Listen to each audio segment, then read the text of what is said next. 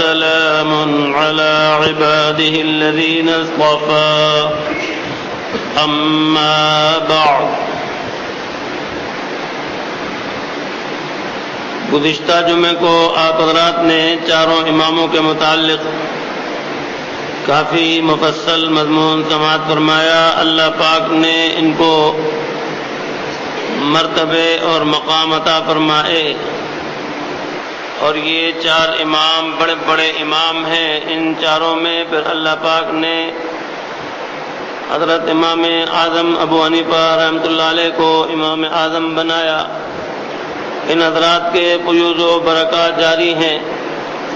یہ مجتہد مطلق تھے اور انہوں نے دین کو سمجھ کر مسائل مستنبط کیے۔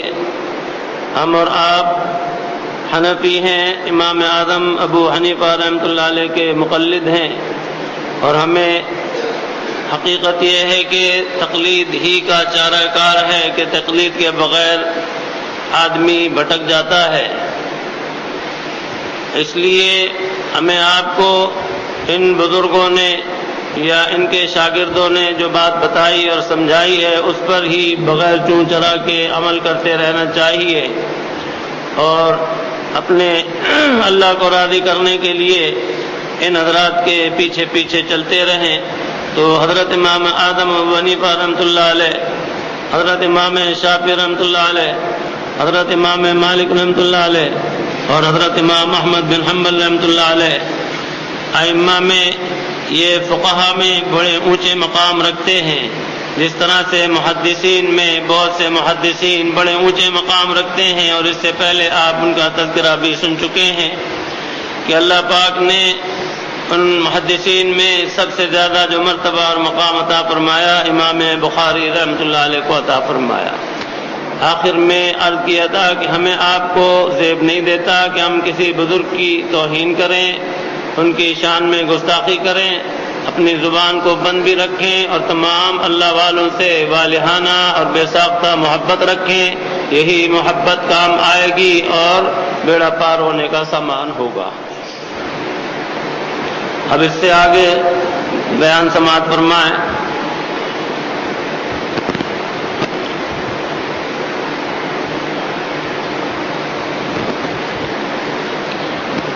فرماتے ہیں اماموں کا بیان۔ امام الانبیاء حضرت احمد مجتبیٰ حضرت محمد مصطفیٰ صلی اللہ تعالی علیہ وسلم نے فرمایا ہے کہ نیک کاموں میں تم جلدی کیا کرو اس سے پہلے کہ فتنے پیدا ہوں، کیونکہ ایک زمانہ ایسا آئے گا کہ آدمی صبح کو مسلمان ہوگا اور شام کو کافر، اور شام کو مسلمان ہوگا اور صبح کو کافر، اور اپنا دین اور ایمان دنیا کے لالچ میں بیچ ڈالے گا۔ اور ارشاد فرمایا ہے کہ میرے بعد جو آدمی زندہ رہے گا وہ بہت سے اختلاف دیکھے گا۔ ایسے وقت تم کو چاہیے کہ میرے اور میرے اصحاب کے طریقے کو اس طرح پکڑ لینا کہ جس طرح کسی چیز کو دانتوں سے مضبوط پکڑ لیتے ہیں، اور نئے طریقوں سے بچتے رہنا، کیونکہ دین میں نئی بات نکالنا بدعت ہے، اور بدعت ایسی بری چیز ہے کہ وہ دین سے دور کر دیتی ہے اور دوزخ میں پہنچا دیتی ہے۔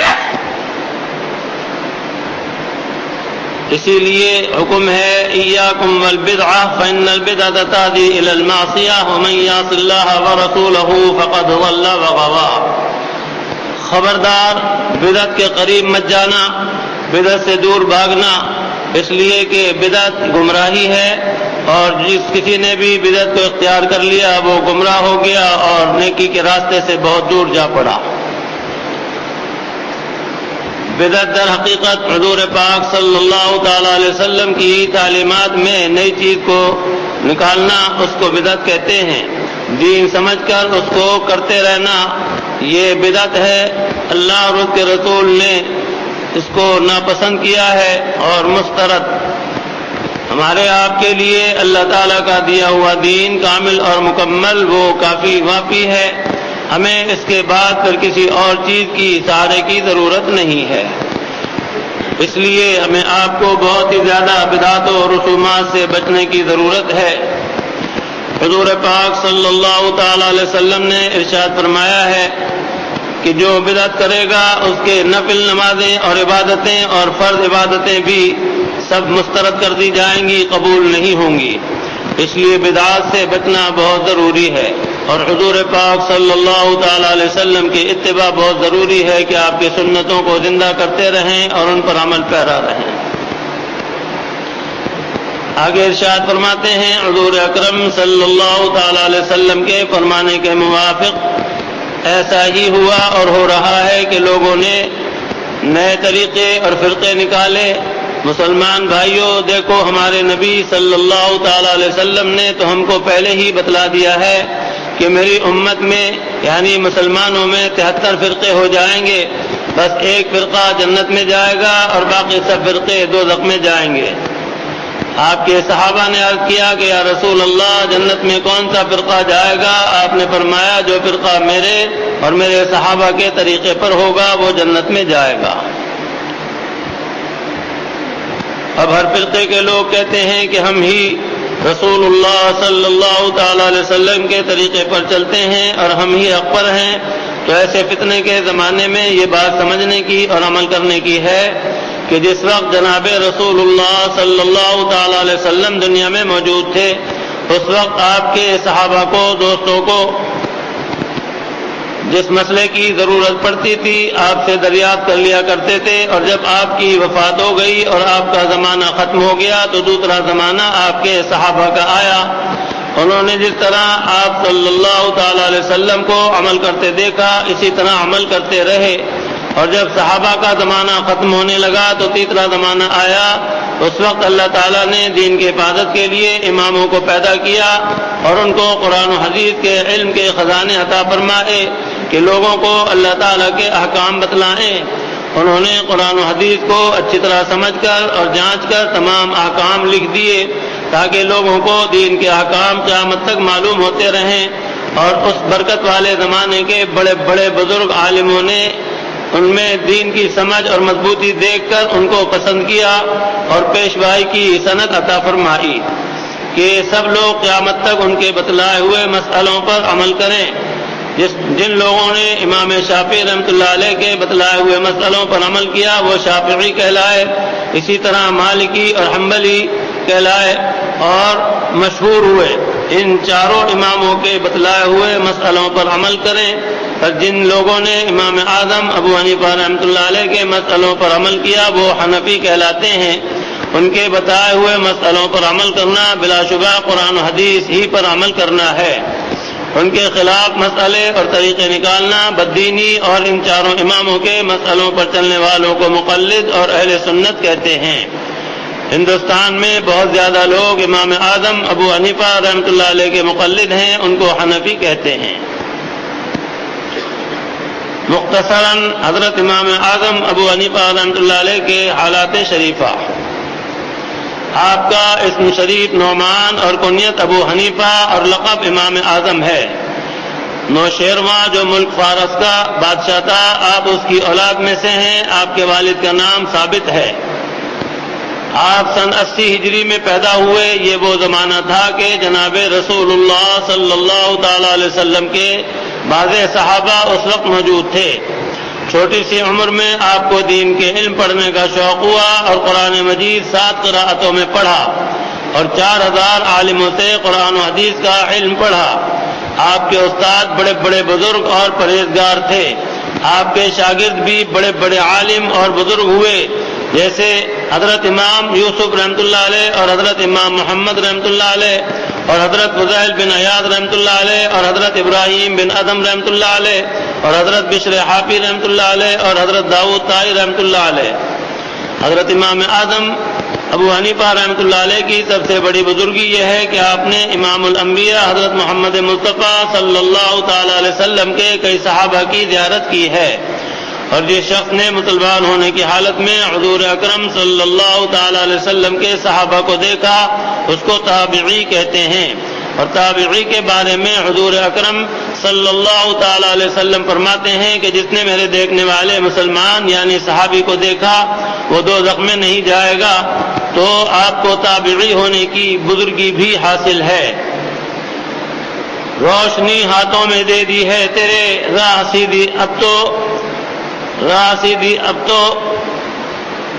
تو اب دیکھ لے، راہ سیدھی آپ تو اب دیکھ لے۔ اللہ پاک نے بڑے فضل فرمایا اور اس طرح سے ان ہستیوں کو پیدا کیا، انہیں علوم کا سمندر بنا کر اس طرح سے رہبر اور رہنما بنایا، اور اللہ پاک نے ان سے خوب کام لیا۔ اور حقیقت یہ ہے کہ اس طرح سے ان ہستیوں کی پیروی کرنے پر پہلے مضمون عرض کر چکا ہوں، کامیابی ہی کامیابی ہے۔ اور جس شخص نے بھی انانیت کا مظاہرہ کیا، ان بزرگوں کی تقلید کو اختیار نہیں کیا، اپنی منمانی کرتے رہے، وہ بہت زیادہ گھاٹے میں رہتے ہیں اور بہت سی گستاخیوں کے مرتکب ہو جاتے ہیں، اور بالآخر بہت سے تو ایسے ہیں کہ وہ راندہ درگاہ ہو جاتے ہیں اور جہنم رسید ہو جاتے ہیں۔ دنیا میں کوئی ایسی چیز نہیں ہے کہ جہاں تسلیم و رضا کا معاملہ نہ ہو، اور اسی پر یوں سمجھ لیجئے کہ دنیا میں بنیاد قائم ہے۔ مثلا اپنے ماں باپ کے بارے میں کوئی شخص نہیں جانتا کہ یہ اسی کے ماں باپ ہیں اور یہ انہی کی اولاد ہے۔ بتانے والے بتاتے ہیں کہ یہ تمہاری ماں ہے، بتانے والے بتاتے ہیں یہ تمہارا باپ ہے۔ وہ سنتا ہے، ایک سے، دو سے، تین سے، چار سے لوگوں سے سنتا رہتا ہے، تو اس کو بھی اس بات کا یقین ہوتا ہے کہ یہی میری ماں ہے اور یہی میرا باپ ہے۔ ان کے بتائے ہوئے پر اکتفا کرتا ہے اور انحصار کرتا ہے، تو جبھی وہ بھی اپنی ماں کو ماں کہتا ہے اور اپنے باپ کو باپ کہتا ہے، ورنہ ظاہر ہے اس کو کیا پتا۔ اسی طرح سے ایک درخت جس کا نام نیم ہے، اگر بچے کو پتا نہیں تو وہ کیا بتائے گا کہ یہ کیا ہے؟ سب کہنے والے اس کو بتاتے ہیں یہ نیم کا درخت ہے۔ ہر ایک سے سنتا ہے یہ نیم کا درخت ہے، تو وہ بھی اس بات پر اکتفا کرتا ہے اور اعتماد کرتا ہے اور ان کی تقلید کرتا ہے کہ ہاں یہ نیم کا درخت ہے، تو وہ بھی جب اس سے کوئی پوچھے تو کہتا ہے یہ نیم کا درخت ہے۔ تمہیں کیسے پتا چلا کہ جی سبھی کہتے ہیں؟ حضور سرور کونین رسول مقبول صلی اللہ تعالی علیہ وسلم اللہ کے سچے رسول ہیں، کیسے پتا چلا کہ سبھی کہہ رہے ہیں کہ اللہ کے سچے رسول ہیں اور وہ اسی بنا پر مانتا ہے؟ تو اس کو دوسروں نے بتایا اور اس نے ان کی بات کو مانا، سر تسلیم خم کیا، تو یہ بھی انہی کے زمرے میں شامل ہوا۔ ایک طرح سے رات دن ہمیں آپ کو یہ ثابت ہے، لیکن آدمی جب عقل سے کام نہ لے تو دھوکہ کھا جاتا ہے اور اس طرح سے ان بزرگوں کی تقلید سے بھاگتا ہے اور اپنا ہی نقصان کرتا ہے۔ ہمارے ایک بزرگ گزرے ہیں، حضرت مجدد الملت حکیم الامت حضرت تھانوی رحمۃ اللہ علیہ کے مریدین میں سے تھے اور مجاز صحبت تھے حضرت بابا نجم احسن صاحب رحمۃ اللہ علیہ، ان کے خلیفہ ہیں۔ انہوں نے ایک بات ابھی تھوڑے عرصے پہلے ایک تقریب میں وہ اور ہم شریک تھے بتائی کہ حضرت بابا صاحب رحمۃ اللہ علیہ فرمایا کرتے تھے کہ جانور کو رسی سے باندھ کر کھوٹے سے باندھ دو، چاہے رسی جتنی لمبی کر دو لیکن وہ کھوٹے کے دائرے میں ہی رہے گا، جتنی بھی دور جائے گا لیکن بہرحال وہ کھوٹے سے بندھا ہوا ہے، اس لیے ایک حد تک جا کر وہ آگے نہیں جا سکے گا، وہاں رکا رہے گا۔ اور اگر اس کو کھلا چھوڑ دو تو وہ کوئی حد مقرر نہیں، کہاں سے کہاں نکل جائے گا۔ تو حقیقت یہی ہے کہ جو آدمی اپنے کو باندھ لے اور پابند کر لے اور دوسروں کی بات کو مان لے اور ان کو اچھا اور سچا مان کر ان کی بتائی ہوئی باتوں پر عمل کرتا رہے تو وہ بہت عافیت میں رہتا ہے، اور جو آدمی اپنی رائے پر عمل کرتا ہے وہ گھاٹے میں رہتا ہے، نقصان اٹھاتا ہے۔ بعض وقت آدمی زہر ہے اس کو پتہ نہیں، بتانے والوں نے بتایا کہ بھئی یہ زہر ہے، استعمال سے ہلاکت ہو جائے گی یا پریشانی ہو جائے گی، وہ مانتا نہیں کہ جی میں تو نہیں مانتا، تو ایسی صورت میں اس کو زبردست نقصان ہوگا۔ کرنٹ آ رہا ہے تار میں، لوگ بتاتے ہیں کہ یہ کرنٹ آ رہا ہے، اس پر پاؤں نہ رکھنا، اس کو ہاتھ نہ لگانا، اس سے دور بھاگنا ورنہ موت واقع ہو جائے گی، پریشانی ہو جائے گی۔ اگر وہ مان لیتا ہے، دور ہو جاتا ہے تو بچ جاتا ہے، اور اگر نہیں مانتا، ہاتھ لگا دے یا پاؤں رکھ دے تو اس کا کام تمام ہو جاتا ہے۔ اس لیے یاد رکھیں یہ تقلید کا معاملہ تو ہمارے آپ کی زندگی میں قدم قدم پر ہے۔ اللہ پاک نے کتنی چیزیں پیدا کی، ان کے نام رکھوائے، اور اللہ پاک نے سب چیزوں کے نام بتائے۔ ہم آپ جب پیدا ہوتے ہیں ہمیں آپ کو کیا پتا؟ ہمیں یہ تو پتا نہیں ہے کہ دودھ کیسا ہوتا ہے، دودھ کو دودھ کیوں کہتے ہیں، اور اسی طرح سے اور ساری چیزیں، کپڑے کو کپڑا کیوں کہتے ہیں وغیرہ وغیرہ، لیکن جو سمجھداری آتی ہے سنتے رہتے ہیں، سنتے سنتے ہم بھی اسی زمرے میں شامل ہو جاتے ہیں کہ دودھ کو دودھ کہتے ہیں، پانی کو پانی کہتے ہیں، کپڑے کو کپڑا کہتے ہیں، پیشاب کو پیشاب کہتے ہیں، پخانے کو پخانا کہتے ہیں، لوٹے کو لوٹا کہتے ہیں۔ تو غرض کے اس طرح سے تقلید ہے کہ نہیں؟ آپ اس مضمون کو پھیلاتے چلے جائیے، آپ اس کے بغیر رہتے نہیں ہیں، ورنہ آپ پیدا ہوئے تھے تو آپ کو کس چیز کا علم تھا؟ کچھ بھی نہیں۔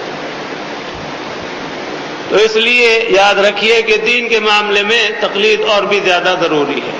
ہمارے بزرگ حضرت مولانا محمد یوسف صاحب لدھیانوی شہید رحمۃ اللہ علیہ، ایک موقع پر کسی نے سوال کیا، ایک تقریب میں تھے، دعوت میں، فرمایا کہ بھائی ہم تو ان لوگوں میں سے ہیں کہ آنکھ بند کر کے کہتے ہیں کہ ہم مانتے ہیں، اور انگوٹھا منہ کے لگا کے اور زمین پر رکھ کر فرمایا کہ ہم تو بغیر چوں چرا کے مانتے ہیں، اور اسی میں کامیابی ہے اور عافیت ہے۔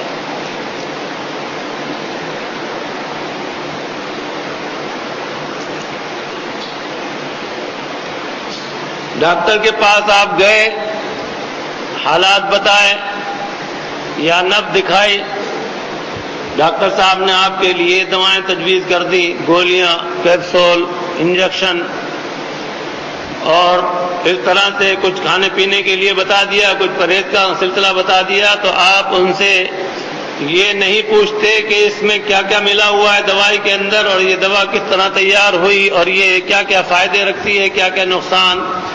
ڈاکٹر صاحب کے کہنے پر آپ بھروسہ کرتے ہیں اور ان کی بات کو مان کر سر تسلیم خم کرتے ہیں۔ آپ صرف اس بات پر اکتفا کرتے ہیں کہ دوا لے لی اور استعمال کر لی، ان سے آپ کبھی بھی بال کی کھال نہیں کرتے۔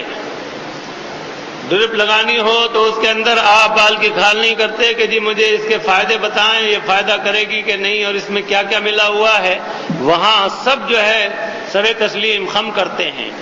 جتنے بھی معاملات ہیں زندگی کے، آپ اور ہم بہت اچھی طرح سے غور و فکر کر لیں کہ سب جگہ سر تسلیم خم کرنا ہی ہے، اور اسی کا نام ہے تقلید۔ اللہ تعالیٰ کے حکموں کو ماننا اور گردن جھکانا، سر تسلیم خم کرنا۔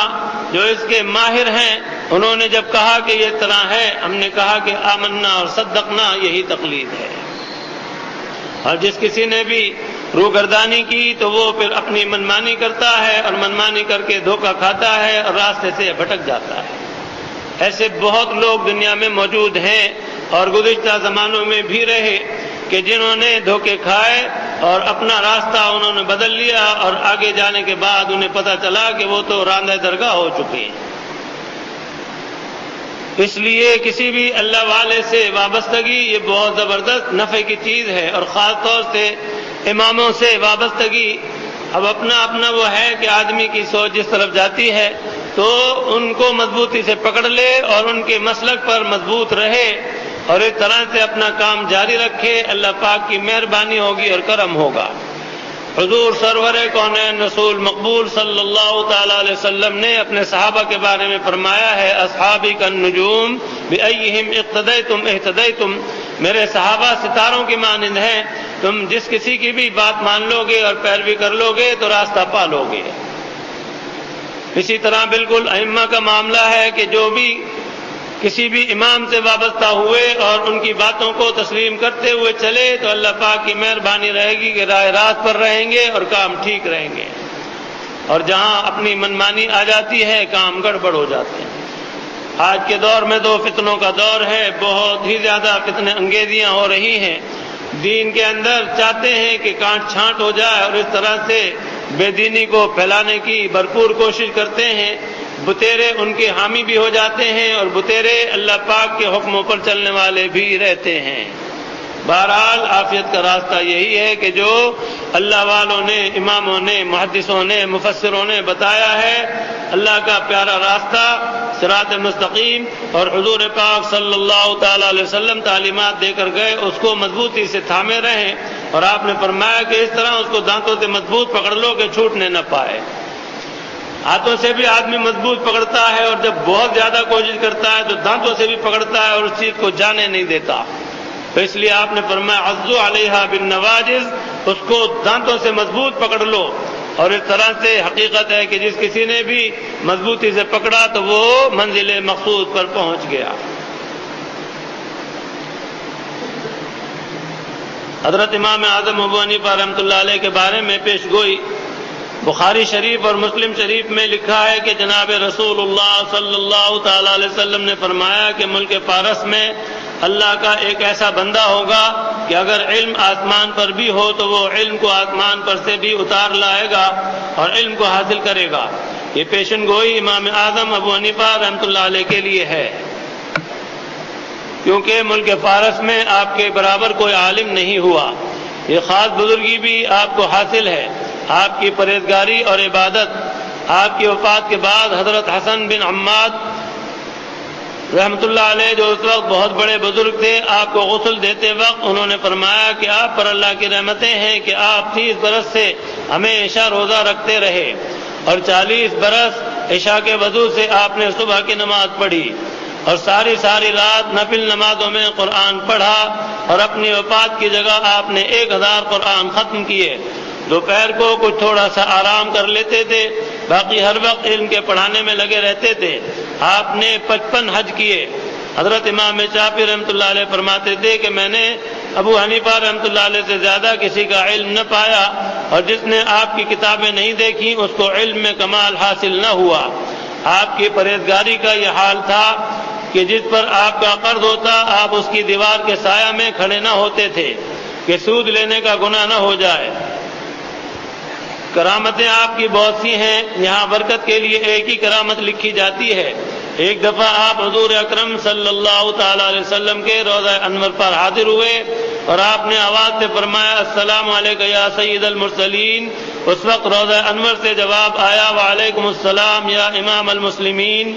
اس وقت ہزاروں آدمی وہاں موجود تھے، سب نے یہ جواب سنا، یہ جواب مبارک سنا، اور اس وقت سے آپ کی عزت اور شہرت بڑھ گئی اور تمام دنیا میں امام اعظم مشہور ہو گئے اور تمام زمین پر سب سے زیادہ لوگ آپ کے مقلد ہو گئے اور آپ کے بتلائے ہوئے مسئلوں پر عمل کرنے لگے۔ اللہ تعالیٰ نے آپ کو اعظم بنایا، امام اعظم، مصلی اعظم اور مذہب اعظم، جماعت اعظم بنایا۔ حضرت امام اعظم ابو حنیفہ رحمۃ اللہ علیہ کی وفات شریفہ سن 150 ہجری میں 70 سال کی عمر پا کر آپ نے وفات پائی اور اللہ رسول کے حکموں سے باغ دین کو روشن اور سرسبز کر دیا۔ آپ کی وفات شریف کی خبر سن کر لوگ اس قدر آ گئے کہ 5 دفعہ آپ کے جنازے پر نماز پڑھی گئی، یہاں تک کہ 50,000 افراد نے آپ کے جنازے پر نماز پڑھی۔ اللہ اکبر! آپ اللہ تعالیٰ کے کیسے مقبول اور پیارے بندے تھے۔ بغداد میں ایک بادشاہ نے آپ کی قبر شریف پر گنبد بنوا دیا تھا اور قریب ہی ایک مدرسہ کھلوا دیا تھا۔ بغداد میں یہ پہلا مدرسہ تھا۔ اللہ تعالیٰ آپ پر اپنی رحمتیں نازل فرمائے۔ یہ مضمون آپ گزشتہ جمعے کو بھی سن چکے، اللہ تعالیٰ نے دوبارہ سنوا دیا ہے، بہت سے حضرات نئے ہوں گے، تو بہرحال ہمیں آپ کو ان کی تقلید پر بہت زیادہ قائم رہنا چاہیے تاکہ ہمارا آپ کا راستہ جو ہے وہ صحیح رہے اور کام ٹھیک رہے۔ اللہ پاک کی رحمت اور اس کی رضا نصیب ہو۔ آگے حضرت امام شافعی رحمۃ اللہ علیہ کے حالات شریفہ بیان فرماتے ہیں۔ آپ قریشی ہیں اور اسم شریف آپ کا محمد ہے اور شافعی لقب ہے۔ سن 150 ہجری مقام منی میں مکہ شریف کے قریب آپ کی پیدائش ہوئی اور اسی سال میں حضرت امام اعظم ابو حنیفہ رحمۃ اللہ علیہ کی وفات شریف ہوئی۔ پھر حضرت امام شافعی رحمۃ اللہ علیہ کو مکہ شریف میں لایا گیا۔ آپ 7 سال کی عمر میں حافظ قرآن ہو گئے تھے اور بہت سی حدیثیں بھی یاد کر لی تھیں۔ پھر مکہ شریف سے مدینہ منورہ میں آ کر حضرت امام مالک رحمۃ اللہ علیہ سے ان کی کتاب موطا پڑھی اور آپ 15 سال کی عمر میں پورے عالم ہو گئے۔ اس وقت کے بڑے بڑے بزرگ عالموں نے آپ کی علمی لیاقت اور کرامت، آپ نے جوان ہونے سے پہلے حضور پر نور صلی اللہ تعالی علیہ وسلم کو خواب میں دیکھا تو حضور اکرم صلی اللہ تعالی علیہ وسلم نے فرمایا اے لڑکے، آپ نے عرض کیا لبیک یا رسول اللہ۔ حضور اکرم صلی اللہ تعالی علیہ وسلم نے فرمایا کہ تم کس قوم سے ہو؟ آپ نے عرض کیا یا رسول اللہ میں قریشی ہوں۔ حضور اکرم صلی اللہ تعالی علیہ وسلم نے فرمایا میرے پاس آؤ اور اپنا منہ کھولو۔ حضرت امام شافعی رحمۃ اللہ علیہ فرماتے ہیں میں نے پاس جا کر اپنا منہ کھول دیا حضور اکرم صلی اللہ تعالی علیہ وسلم نے اپنا آب دہن میرے منہ میں ڈالا اور فرمایا اللہ تعالیٰ تمہارے علم میں ترقی اور برکت عطا فرمائے۔ ظاہر ہے کہ پھر اس کے بعد اللہ پاک نے کس قدر مہربانیاں فرمائی کہ کتنے بڑے اپنے وقت کے امام ہوئے۔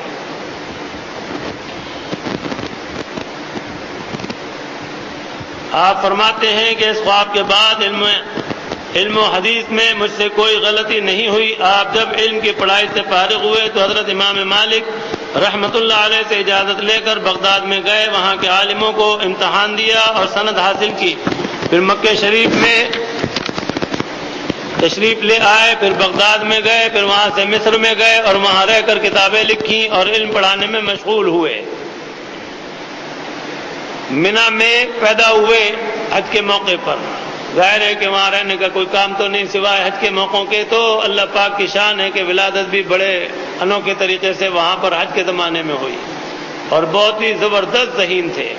اور پھر اوپر ماشاءاللہ نور علی نور کا معاملہ ہوا کہ حضور سرور کونین رسول مقبول صلی اللہ تعالی علیہ وسلم نے خواب میں اپنا لعاب مبارک ان کے منہ میں ڈالا تو اس سے اور زبردست برکت بڑھ گئی اور نور علی نور کا معاملہ ہو گیا۔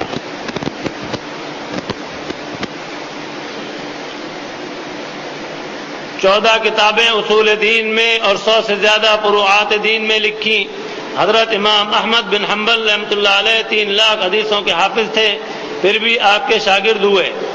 ایک دفعہ لوگوں نے حضرت امام احمد بن حنبل رحمۃ اللہ علیہ سے کہا کہ آپ تو حدیثوں کے حافظ ہیں، پھر کیا وجہ ہے کہ ایک جوان لڑکے کے شاگرد ہو گئے اور اس کی تعظیم کرتے ہیں؟ فرمایا کہ جتنی حدیثیں مجھے یاد ہیں امام شافعی رحمۃ اللہ علیہ ان کا مطلب سمجھتے ہیں، اگر وہ نہ ہوتے تو میں علم کے دروازے پر ہی پڑا رہتا۔ علم فقہ کا دروازہ مجھ پر انہی کی برکت سے کھلا ہے۔ آپ کی وفات کے بعد حضرت امام احمد رحمۃ اللہ علیہ 40 برس تک آپ کی مغفرت کے لیے دعا کرتے رہے۔ اتنا زبردست احسان مانتے تھے استاد کا کہ زندگی بھر ان کے لیے مغفرت کی دعا کرتے رہے، اور اللہ پاک نے سبھی کے ان کے درجے بڑے زبردست بلند فرمائے۔ ایک دن امام احمد رحمۃ اللہ علیہ کے صاحبزادے نے پوچھا کہ شافعی کون تھے جن کے لیے آپ دعا مانگتے رہتے ہیں؟ فرمایا امام شافعی دنیا میں آفتاب تھے اور خدا کے بندوں کے لیے امن اور آسانی کا وسیلہ تھے۔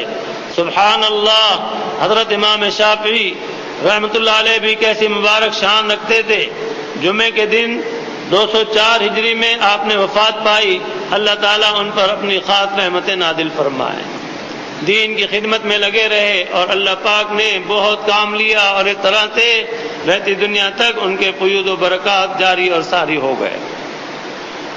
آپ نے ایک موقع پر فرمایا کہ زندگی میں مجھے کبھی کسی نے دھوکہ نہیں دیا، لیکن مجھے ایک بڑھیا نے دھوکہ دے دیا۔ ایک بڑھیا ایک سامان کے پاس کھڑی تھی، یہ وہاں سے گزرے تو اس نے ایسا انداز اختیار کیا جیسے سامان اٹھوانا چاہتی ہو، تو آپ نے پوچھا تو نہیں، جھکے اور سامان اٹھا کر جیسے ہی اوپر کیا تو بڑھیا فوراً پکار اٹھی، لقطہ لقطہ، یعنی یہ گرا ہوا سامان ہے، گما ہوا سامان ہے۔ آپ زبردست پریشان ہو گئے کہ بڑھیا تو نے مجھے دھوکہ دے دیا، اگر پہلے بول دیتی کہ یہ گما ہوا اور گرا ہوا سامان ہے میں ہاتھ نہ لگاتا، اس لیے کہ اس کا اصل حکم یہ ہے کہ گما ہوا سامان اور گرا ہوا سامان اگر ملے تو اس کے مالک کو تلاش کرنا اس اٹھانے والے پر ضروری ہو جاتا ہے۔ تو بہت زیادہ ذکر کرتے تھے کہ بڑھیا نے مجھے دھوکہ دیا، زندگی میں کبھی کسی نے مجھے دھوکہ نہیں دیا، میں کسی سے دھوکہ کھا نہیں سکا، لیکن بڑھیا سے دھوکہ کھا گیا۔ بہرحال عجائب و غرائب دنیا میں ایسے ہو جاتے ہیں۔ حافظے کے میں نے پچھلے اس میں عرض کیا ہے، بہت اللہ پاک نے انہیں دھنی بنایا تھا، حافظے کے بہت زبردست تھے، اور ظاہر ہے کیوں نہ ہوتے کہ حدیث قرآن زبردست یاد نہ ہو تو پھر آگے امام کیسے بنتے؟ دلائل کے لیے سب چیزیں مستحضر رہتی تھیں، اور اس طرح سے اللہ پاک نے ان ساری ہستیوں کو بہت اونچے اونچے مرتبے اور مقام بخشے ہیں۔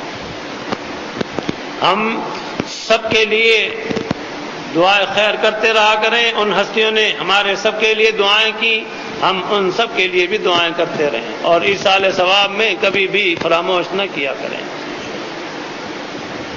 یہ سب بڑے بڑے اللہ والے گزرے ہیں۔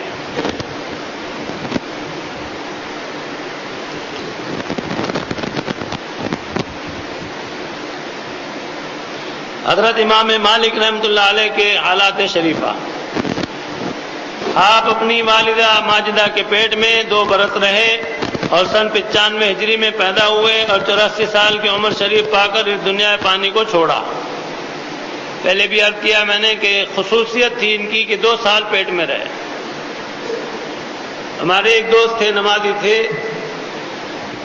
وہ کہا کرتے تھے کہ 925 گائے اور 925 عورت، جس عورت کے 9 مہینے 25 دن کے بعد بچہ ہو وہ بچہ بہت صحت مند ہوتا ہے، اور اسی طرح گائے کے 925 کہتے تھے کہ جس گائے کے 9 مہینے 25 دن پر بچہ ہو تو وہ بچہ بڑا صحت مند ہوتا ہے، اور ساتھ ساتھ یہ بھی کہتے تھے کہ بہت کم ہوتا ہے، اور جو 2 سال تک ماں کے پیٹ میں رہے ہوں تو ان کی کیا زبردست صحت کا عالم ہوگا، کیا ان کا دماغ ہوگا، کیا ان کا دل ہوگا، اور کیا ان کی سوچ ہوگی۔ 2 سال تک اللہ پاک نے شکم مادر میں ان کی پرورش فرمائی، اور اس طرح سے بہت ہی زبردست اللہ پاک نے انہیں خصوصیات عطا فرمائی۔ کچھ ان میں سے گزشتہ جمعے کو آپ حضرات سن چکے ہیں۔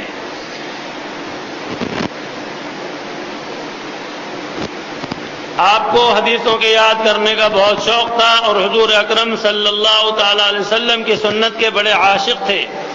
17 برس کی عمر میں حدیثوں کا یاد کرنا شروع کیا اور بے شمار حدیثوں کے آپ حافظ ہو گئے۔ حضرت امام شافعی رحمۃ اللہ علیہ آپ کے شاگرد ہیں۔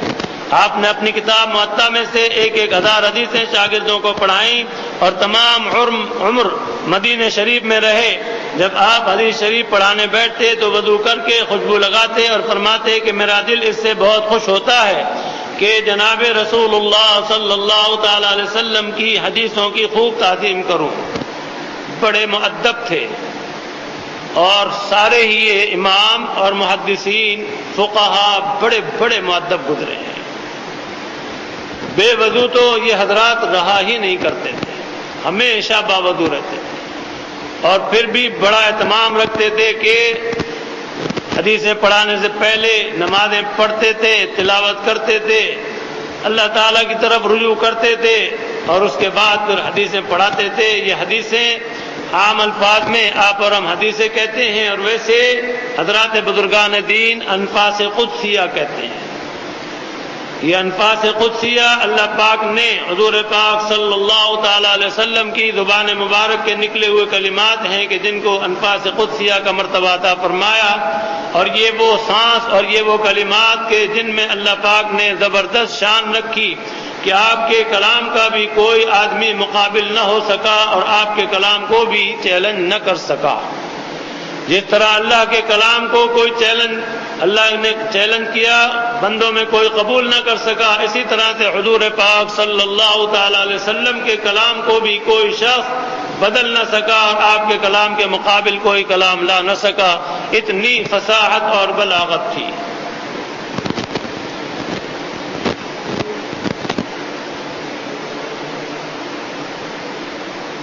سبحان اللہ، آپ بھی اللہ تعالیٰ کے مقبول اور پیارے بندے تھے۔ اللہ تعالیٰ آپ پر اپنی رحمتیں نازل فرمائے۔ بہت زبردست صاحب مرتبت تھے۔ اللہ پاک نے انہیں امام دار الہجرت بنایا، امام مدینہ کے لقب سے معروف اور مشہور ہوئے۔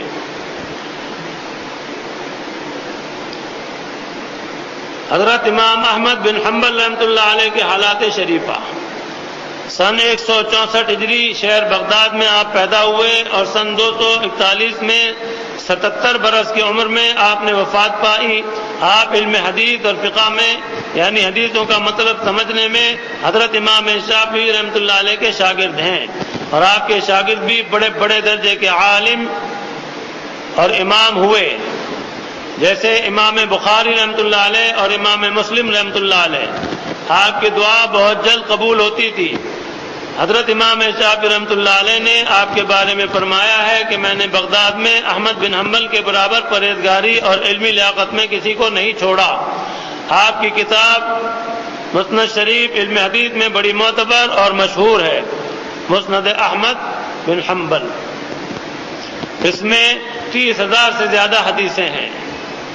کرامت حضرت سری سختی رحمۃ اللہ علیہ یہ اپنے وقت کے بہت بڑے بزرگ ہیں، صوفی ہیں، فرماتے ہیں کہ کوفے کے حاکم نے لوگوں کے ورغلانے سے آپ کو اپنی کچہری میں بلایا اور کہا تم قرآن کو مخلوق کہہ دو۔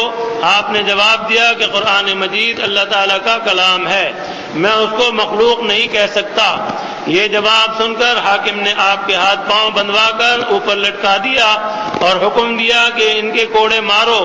جب کوڑے لگنے لگے تو آپ کا کمر بند کھل گیا۔ اسی وقت غیب سے دو ہاتھ ظاہر ہوئے اور کمر بند باندھ کر غائب ہو گئے۔ آپ کی یہ کرامت دیکھ کر حاکم کانپ گیا اور آپ کو چھوڑ دیا۔ جب آپ چھوٹ کر آئے تو لوگوں نے کہا کہ جن لوگوں نے آپ کو تکلیف دی ہے ان کے لیے بد دعا کیجیے۔ آپ نے فرمایا میں نے ان کو معاف کیا اس لیے کہ وہ مجھ کو غلطی پر سمجھتے تھے۔ بڑے زبردست اللہ والے تھے اور ایسے امتحان میں مبتلا ہوئے۔ حضرت امام مالک رحمۃ اللہ علیہ کے متعلق بھی ہے کہ آپ کو بھی ابتلا ہوا اور آپ کے یہ مونڈے اتار دیے گئے تھے۔ بڑی تکلیفیں پہنچائی گئی ہیں ان اللہ والوں کو بھی اپنے اپنے زمانے میں، اور اللہ پاک نے انہیں استقامت عطا فرمائی اور وہ امتحانوں میں پاس ہوئے، اور اس طرح سے ان کے فیض اللہ پاک نے جاری و ساری فرمایا۔ اپنی ذات پر بہت کچھ انہوں نے جھیلا ہے۔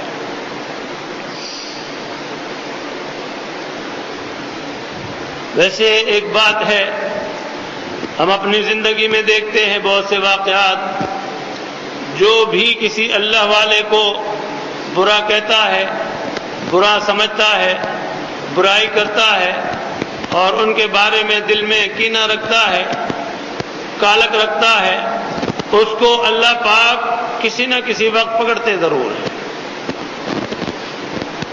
حتیٰ کہ بعض واقعات تو ایسے بھی ہیں کہ انہوں نے تو کہا کہ ہم نے معاف کر دیا، لیکن اللہ پاک نے پھر ان کو پکڑا کہ ان کو عبرت کا نمونہ بنا دے کہ لوگ عبرت حاصل کریں کہ ایسا کرنے والا جو ہے وہ اللہ کی پکڑ میں اور عتاب میں آ جاتا ہے۔ اس لیے بزرگوں سے بغض و عناد رکھنے والے بڑے خطرے میں اور خرابی کے اندر ہیں۔ ہمیں آپ کو اپنے دلوں کے اندر ان سارے بزرگوں کے بارے میں بڑی والہانہ محبت رکھنی چاہیے۔ کرامت آپ کی وفات شریف جمعے کے دن چاشت کے وقت بغداد میں ہوئی اور عصر کی نماز کے بعد آپ کو دفن کیا گیا۔ جب آپ کا جنازہ لے کر چلے تو ہزارہا پرندے آپ کی جدائی میں بے قرار ہو کر آپ کے جنازے پر اڑ اڑ کر گرتے تھے۔ یہ کرامت دیکھ کر 40,000 آدمی مسلمان ہو گئے۔ لکھا ہے کہ آپ کی وفات کے بعد کسی بزرگ نے آپ کو خواب میں دیکھا اور دریافت کیا کہ حضرت بتلائیے اللہ تعالیٰ کے یہاں کیسے گزری؟ فرمایا میرے رب نے مجھ کو بخش دیا اور بزرگی کا تاج میرے سر پر رکھا اور مجھ سے فرمایا گیا اے احمد، یہ بزرگی کا تاج اس مسئلے کی بدولت تم کو دیا گیا ہے کہ تم نے ہمارے کلام کو مخلوق نہیں کہا تھا اور تکلیف برداشت کی تھی۔ آپ بھی بڑی شان کے امام تھے، اللہ تعالیٰ آپ پر اپنی رحمت نازل فرمائے۔ یہ بہت ہی بڑے بڑے امام ہوئے ہیں۔ اسی طرح سے محدثین بھی بڑے بڑے اور جو چھوٹے بھی ہیں تو وہ بھی بہت ہمارے آپ کے لحاظ سے بہت اونچے مرتبے والے ہیں۔ ہمیں آپ کو بالکل گنجائش نہیں، زیب نہیں دیتا کہ ہم کسی بھی بزرگ کے بارے میں، امام کے بارے میں، فقیہ کے بارے میں، محدث کے بارے میں، عالم کے بارے میں، حتیٰ کہ ان کے خادموں کے بارے میں بھی کوئی لب کشائی کریں۔ ارے اللہ تعالیٰ نے بزرگی دی، انہیں یہ مرتبے اور مقام بخشے، کسی کو اس کے بارے میں گفتگو اور کلام کرنے کی کیا ضرورت ہے؟ اور کلام کر کے اگر محبت کا اظہار ہے تو پھر تو بہت اچھا ہوتا ہے، لیکن بہت لوگ ایسے ہیں کہ جو بجائے محبت کے بغض و عناد کا اظہار کرتے ہیں۔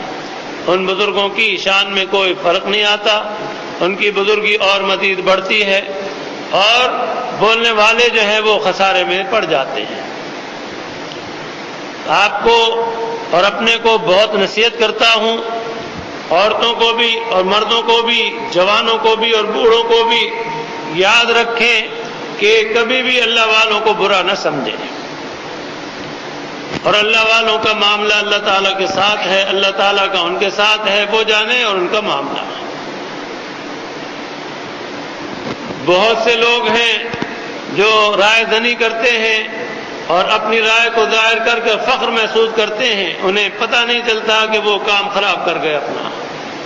اس لیے اللہ والوں کی شان بیان کریں اور اس طرح سے تنقیص کا کوئی پہلو بھی سامنے نہ آئے۔ بعض لوگ ایسے ہیں کہ وہ ایک کی تعریف کرتے ہیں تو دوسرے کی تنقیص کرتے ہیں، اس سے بھی اجتناب بہت ضروری ہے۔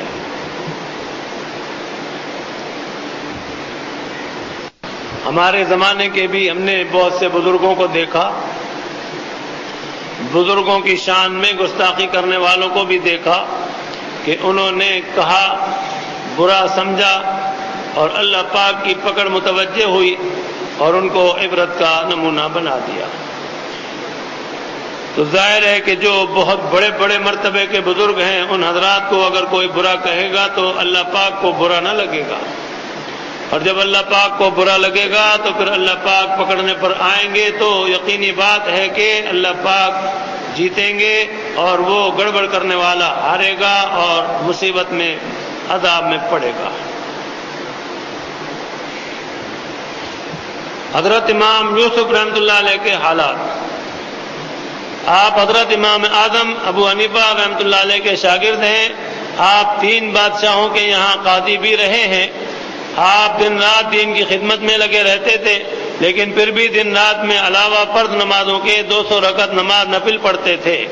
قرآن مجید کی تفسیر کے آپ حافظ تھے۔ سن 180 ہجری میں آپ نے وفات پائی۔ آپ بھی بڑی شان عظیم رکھتے تھے، اللہ تعالیٰ آپ پر بھی اپنی خاص رحمتیں نازل فرمائے۔ یہ امام اعظم ابو حنیفہ رحمۃ اللہ علیہ کے خصوصی شاگردوں میں سے تھے۔ شاگرد تو بہت ہوئے لیکن خصوصی شاگردوں میں بہت زیادہ قریبی، اور اللہ تعالیٰ کی شان ہے کہ ان کے لیے دعائیں کی، اللہ پاک نے قبول فرمائی اور ان کو امام بنایا، ایسا کہ یہ قاضی القضات تھے، تمام عدالتیں ان کی ماتحتی میں تھیں، اور قاضیوں کے اوپر قاضی مقرر تھے، نہایت ہی عدل و انصاف سے فیصلے فرماتے تھے، پوری سلطنت کے نگراں تھے، تمام عدالتوں اور قاضیوں کی پوری طرح دیکھ بھال رکھتے تھے۔ اور ایسا اس زمانے میں جو نظام شرع شریف کا نافذ کیا ہے اور عدالت کے قوانین نافذ کیے ہیں، وہی عدالت کے قوانین مسلک حنفیہ کے اعتبار سے ہی مدون ہیں اور مرتب، اور آج تک بھی جہاں کہیں اسلامی سلطنتیں حقیقی معنی میں قائم ہوتی ہیں تو وہی قضا کے تمام مسائل اور تمام قوانین نافذ کیے جاتے ہیں، الا ماشاء اللہ کہیں اختلاف کیا جائے اور دوسرے مسلک پر عمل کیا جائے، ورنہ اللہ پاک کی شان ہے کہ احناف کے مسلک کو اللہ پاک نے عدالت میں بھی بہت زبردست مرتبہ عطا فرمایا، اور اس طرح سے صدیوں یہ حنفی مسلک عدالت میں بھی نافذ رہا اور اسی مسلک کے مطابق ہی فیصلے دیے جاتے تھے، اور ایسا جامع نظام جاری ہوا کہ اس پر اگر پوری طرح سے عمل کیا جائے تو خرابی کی کہیں کوئی ذرا سی بھی گنجائش باقی نہیں رہتی ہے، مگر شرط یہ ہے کہ اسلامی قانون کلیتاً 100% نافذ ہو۔ حضرت امام محمد رحمۃ اللہ علیہ کے حالات شریفہ یہ بھی آپ کے خصوصی شاگردوں میں سے تھے۔ آپ بھی حضرت امام اعظم ابو حنیفہ رحمۃ اللہ علیہ کے شاگرد ہیں۔ آپ قرآن و حدیث کے علم میں اتنا بڑا درجہ رکھتے تھے کہ حضرت امام شافعی رحمۃ اللہ علیہ آپ کے شاگرد ہیں۔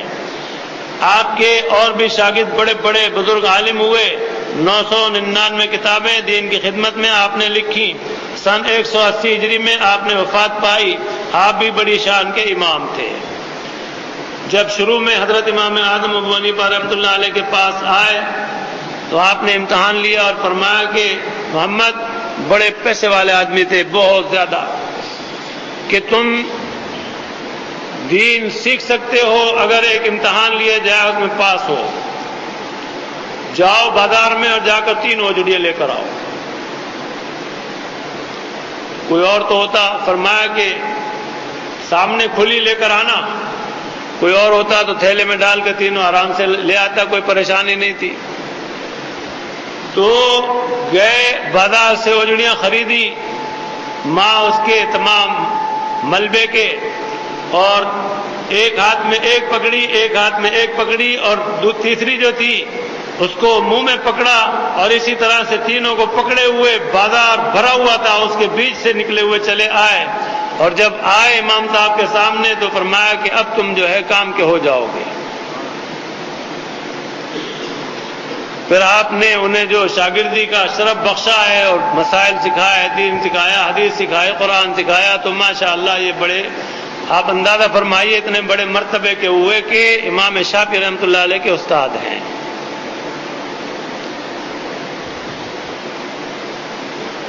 بڑے بڑے ان حضرات کے یہاں تو خیر مختصراً ہی ذکر کیا ہے، عجیب و غریب واقعات ہوئے، ان حضرات نے کیسا کیسا مٹایا اپنے کو، جبھی انہوں نے یہ مرتبے اور مقام پائے ہیں۔ حضرت امام بخاری رحمۃ اللہ علیہ کے حالات شریفہ، آپ جمعے کے دن 13 شوال 194 ہجری میں نابینا ہی پیدا ہوئے۔ آپ کی والدہ ماجدہ کو بہت غم رہتا تھا اور دعا کرتی رہتی تھی۔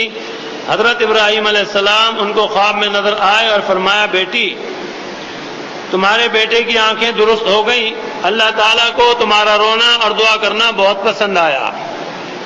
روتی تھی ماں، گڑ گڑاتی تھی، دعا کرتی تھی، اللہ پاک نے قبول فرمائی، دعائیں قبول کی اور اس کا ظہورہ ہوا۔ جب آپ صبح کو اٹھے تو آنکھوں کو درست پایا۔ آپ کی والدہ ماجدہ کو نہایت مسرت ہوئی۔ پھر 10 برس کی عمر میں آپ کو علم پڑھنے کا شوق پیدا ہوا۔ جس جگہ قرآن و حدیث کا علم سنتے وہاں جا کر علم حاصل کرتے، یہاں تک کہ آپ بہت بڑے درجے کے عالم اور فاضل ہو گئے اور استادوں کے امتحان دے کر سندیں حاصل کی۔ پھر اپنے بھائی اور والدہ کے ساتھ حج کو گئے اور وہیں رہنے لگے، اور 6 لاکھ حدیثوں میں سے خوب سوچ سمجھ کر اپنی کتاب بخاری شریف لکھی۔ قرآن مجید کے بعد عالموں کے نزدیک بخاری شریف علم حدیث میں سب کتابوں سے بڑا درجہ رکھتی ہے اور بڑی معتبر اور مشہور ہے۔ سمرقند کے قریب سن 200 ہجری کے اندر ایک گاؤں میں 62 برس کی عمر میں آپ نے وفات پائی۔ انا للہ و انا الیہ راجعون۔ آپ بھی بڑے درجے کے امام تھے، اللہ تعالیٰ اپنی خاص رحمتیں آپ پر نازل فرمائے۔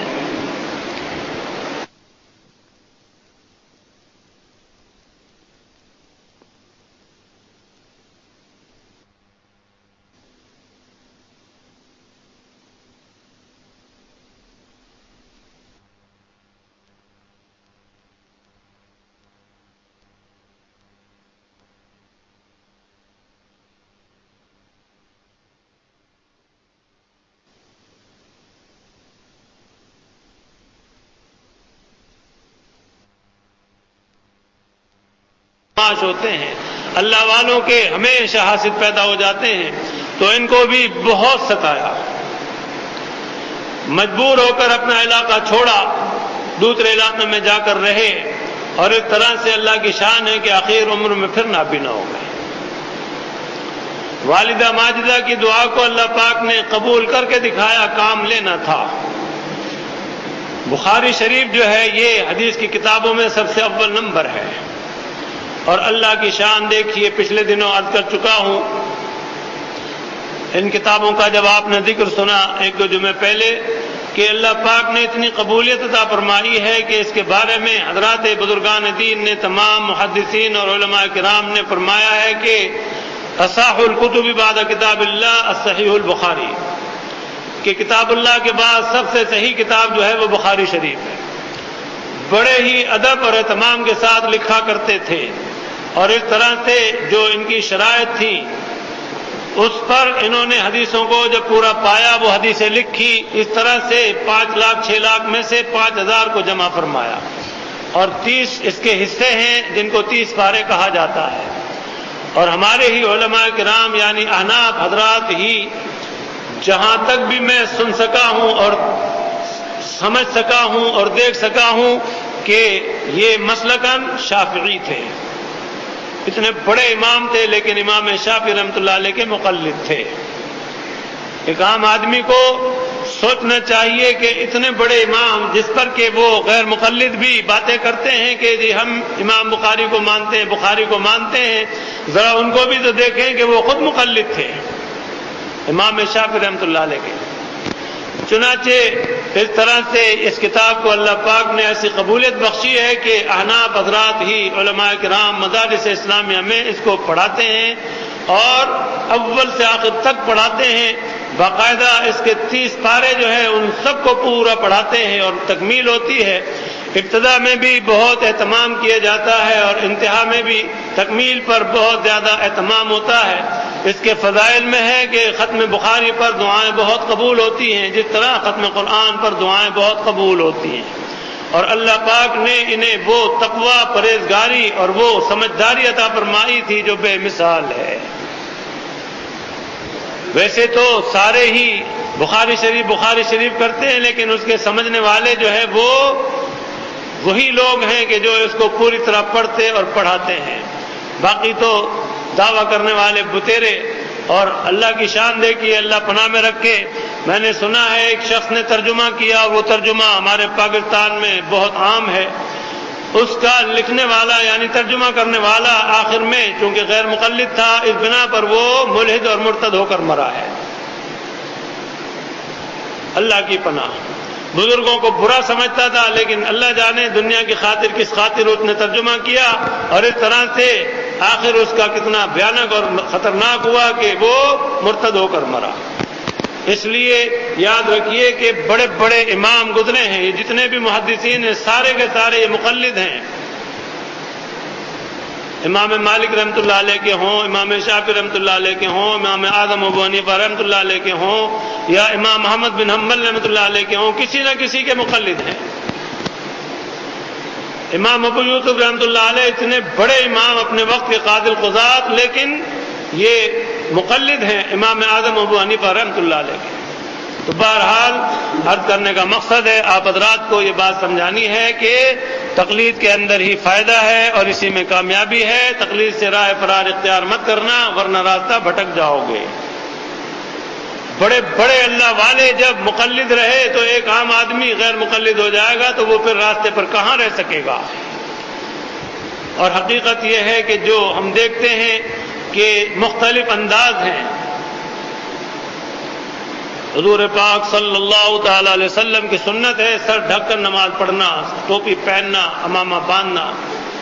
بعضوں کو دیکھیں تو وہ امامہ باندھتے ہیں غیر مقلد، بعضیں ہیں کہ ننگے سر نماز پڑھتے ہیں، جبکہ حضور پاک صلی اللہ تعالی علیہ وسلم سے ننگے سر رہنا تو ثابت ہی نہیں۔ تو کیسی تقلید کرتے ہیں وہ؟ داڑیاں بھی مونڈتے ہیں، کیسی تقلید کرتے ہیں وہ اپنے خواہشات کی۔ حضور پاک صلی اللہ تعالی علیہ وسلم کو براہ راست انہوں نے دیکھا نہیں۔ بخاری شریف کے بارے میں بھی تو ان کو دوسروں نے بتایا کہ یہ بخاری شریف امام بخاری کی ہے، وہ بھی اس بات کو مانتے ہیں کہ بخاری شریف ہے، تو تقلید تو یہاں بھی کرتے ہیں، لیکن ایک عجیب ان کی سوچ ہے کہ تقلید کر کے بھی غیر مقلد رہتے ہیں اور اس طرح سے تقلید سے بھاگتے ہیں۔ سمجھ گئے آپ بات کو کہ نہیں؟ امام بخاری رحمۃ اللہ علیہ کا حوالہ دیتے ہیں، ان کی بعض حدیثوں کو اپناتے ہیں اور کہتے ہیں جی وہ بخاری شریف میں یوں ہے، بخاری شریف میں یوں ہے، تو بخاری جو ہے امام بخاری وہ تو خود مقلد ہیں۔ کیسی بات ہے؟ ہمارا کہنا تو بالکل بجا ہے کہ وہ مقلد ہم مقلد، لیکن تم غیر مقلد ہو کر ان کی بات کیسے مان رہے ہو؟ وہ تو مقلد ہیں۔ عجب یہ چوں چوں کا مربع ہے۔ اللہ تعالیٰ رحم رکھے اور ان لوگوں کو اللہ پاک ہدایت دے۔ حضرت امام مسلم رحمۃ اللہ علیہ یہ دوسرے نمبر پر ہیں محدثین میں۔ آپ نیشاپور کے رہنے والے ہیں۔ سن 200 ہجری میں آپ پیدا ہوئے۔ آپ نے بڑے بڑے بزرگ عالموں سے علم حاصل کیا اور امتحانوں میں پاس ہو کر سندیں حاصل کی۔ علم سے فارغ ہو کر آپ نے اپنی کتاب مسلم شریف لکھی۔ بخاری شریف کے بعد علماء کے نزدیک علم حدیث میں اس کا بڑا درجہ ہے اور بڑی معتبر اور مشہور ہے۔ 57 برس کی عمر پا کر آپ نے وفات پائی۔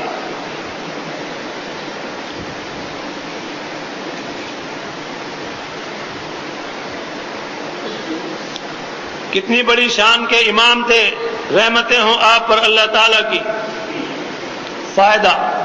مسلمان بھائیوں، اس عاجز نے ایک نمونے کے طور پر یہ حالات اماموں کے لکھے ہیں، ورنہ ان حضرات کی شان عظیم میں کتابیں بھری ہوئی ہیں۔ غور سے دیکھو گے، سمجھو گے تو ضرور معلوم ہو جائے گا کہ اس مبارک زمانے کے بڑے بڑے بزرگ عالموں نے ان اماموں کو پڑھایا اور دین میں ان کی سمجھ اور مضبوطی کو دیکھ کر ان کو سندیں دیں اور دین کی خدمت ان کے سپرد کی اور ان کو امام اور پیشوا بنایا۔ آج کل کی طرح دجال پن نہیں تھا کہ کچھ سر پر نہ اور 2-4 کتابیں عربی کی پڑھ کر خود ہی علامہ اور مجتہد بن گئے اور دین کی باتوں میں اپنی رائے دینے لگے۔ اس کی ایسی مثال ہے جیسے کوئی آدمی سورہ اخلاص زبانی یاد کر کے دعویٰ کر دے کہ میں بھی حافظ قرآن ہوں، یا کوئی 2-4 نسخے یاد کر کے کہے کہ میں بھی حکیم ہوں۔ سراسر غلط ہے۔ کسی نے سچ کہا ہے کہ نیم ملا خطرہ جان، نیم ملا خطرہ ایمان اور نیم حکیم خطرہ جان۔ خوب یاد رکھو، جب تک کسی شخص کو علماء حقانی، علماء ربانی پسند نہ کریں اور سند نہ دیں، وہ اس قابل نہیں کہ دین کی باتوں میں اس کی رائے پر عمل کیا جائے۔ ایسے ہی بے علم اور جاہل لوگوں کی وجہ سے مسلمانوں میں فرقے بنتے چلے جاتے ہیں اور جھگڑے فساد ہوتے رہتے ہیں۔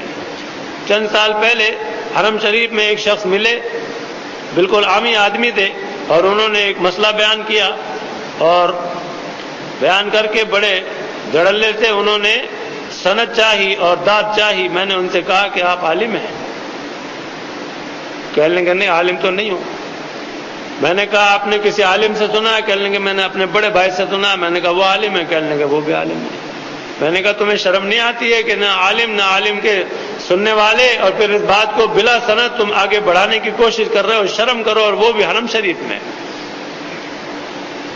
آج کل تو یہ بہت عام بیماری ہو گئی، باہر کی سند لے کر آنے والے اور لے کر آنے والیاں، ان کی بڑی پذیرائی ہوتی ہے کہ جی باہر کا پڑھا ہوا ہے، یورپ کا پڑھا ہوا ہے، انگلینڈ کا پڑھا ہوا ہے، امریکہ کا پڑھا ہوا ہے۔ وہاں کی سند دینے والے پتہ بھی ہے یہودی ہوتے بیشتر، اور بہت سے تو وہاں ایسے مراکز ہیں کہ خالص یہودی قرآن و حدیث سب پڑھا رہے ہیں اور سندیں دے رہے ہیں اور اپنی ملاوٹ بیچ میں ملا رہے ہیں اور گمراہ کر کے شاگردوں کو پکا کر کے وہ دوسرے ممالک میں بھیجتے ہیں کہ اس طرح سے جا کر وہاں دین کے خلاف، دین کے نام پر ہی کام کرو۔ اصل سند علماء حقانی اور علماء ربانی کی ہے، جو خالص سلسلے بالکل صحیح اور صاف ستھرے ہیں، پاکیزہ ہیں، یہودیوں اور عیسائیوں کی اس میں کوئی ملاوٹ نہیں۔ ان سلسلوں سے جو سند ملے تو وہ سند قابل اعتبار ہے،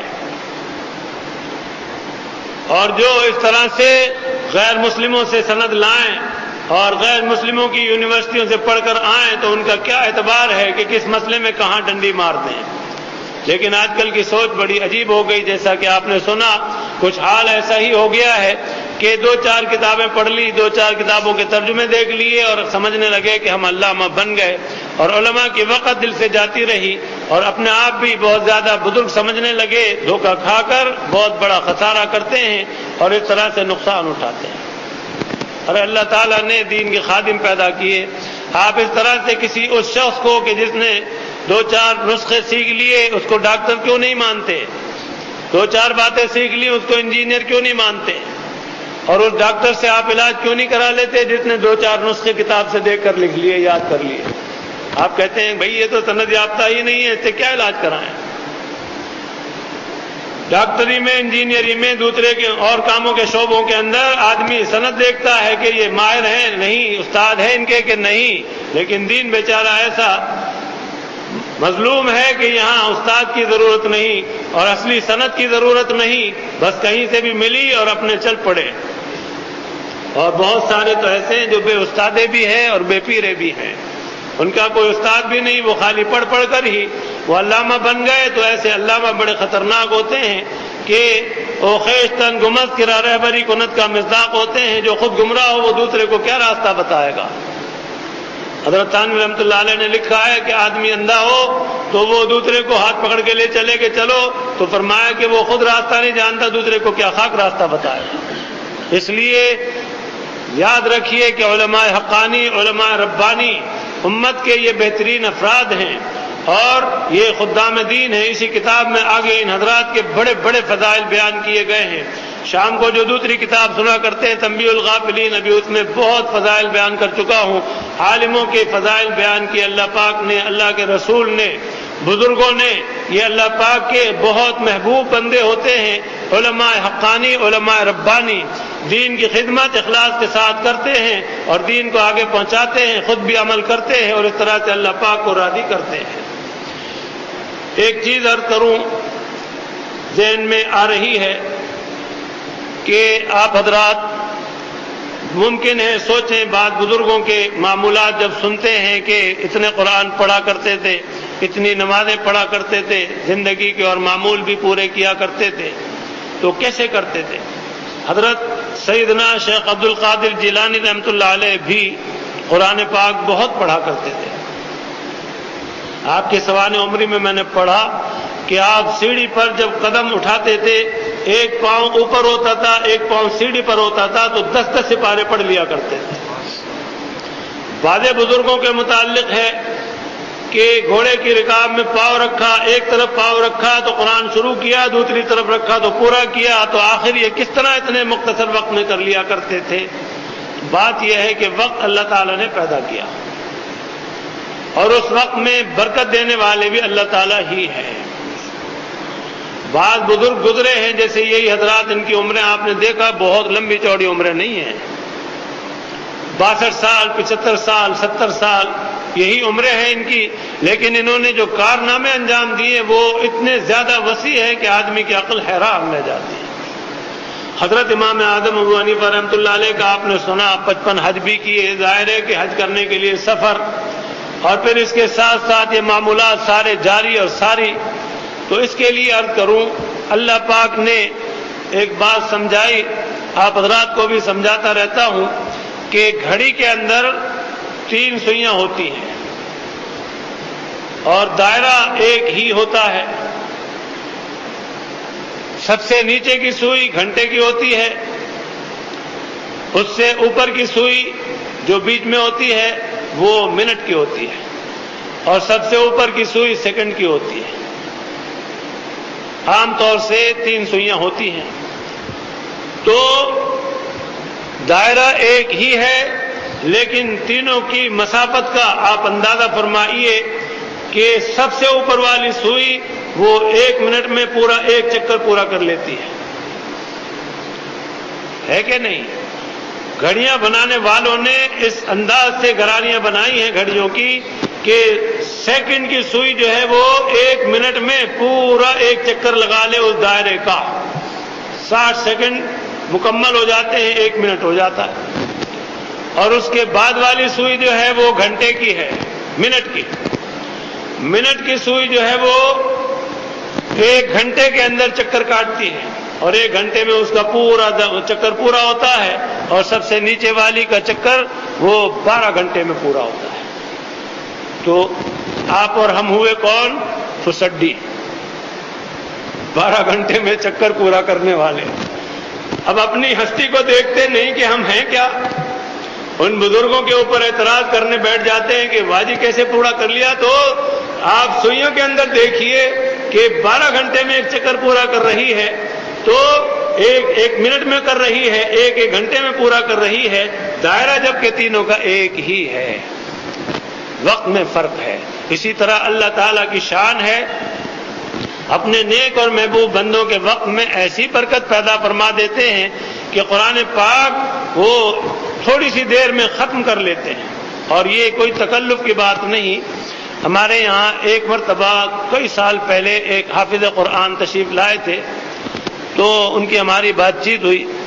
انہوں نے فرمایا کہ آپ گھڑی دیکھ کر میرا سپارہ سننا شروع کریں اور میں 7 منٹ میں 1 سپارہ ختم کر دوں گا. تو اللہ تعالیٰ کی شان ہے، وقت میں برکت پیدا کر دیں. جس رب نے جب چاہا سورج کو روک لیا، جب چاہا وقت کو روک لیا، تو سورج کو روک دیا حضرت سلیمان علیہ السلام کے لیے اور وقت کو روک دیا حضور پاک صلی اللہ تعالی علیہ وسلم کے لیے کہ معراج میں آپ تشریف لے گئے، اتنا طویل سفر، اور جب آئے تو آپ کا بستر گرم. تو اپنے نیک بندوں کے وقت میں اللہ تعالیٰ برکت بہت پیدا فرما دیتے ہیں۔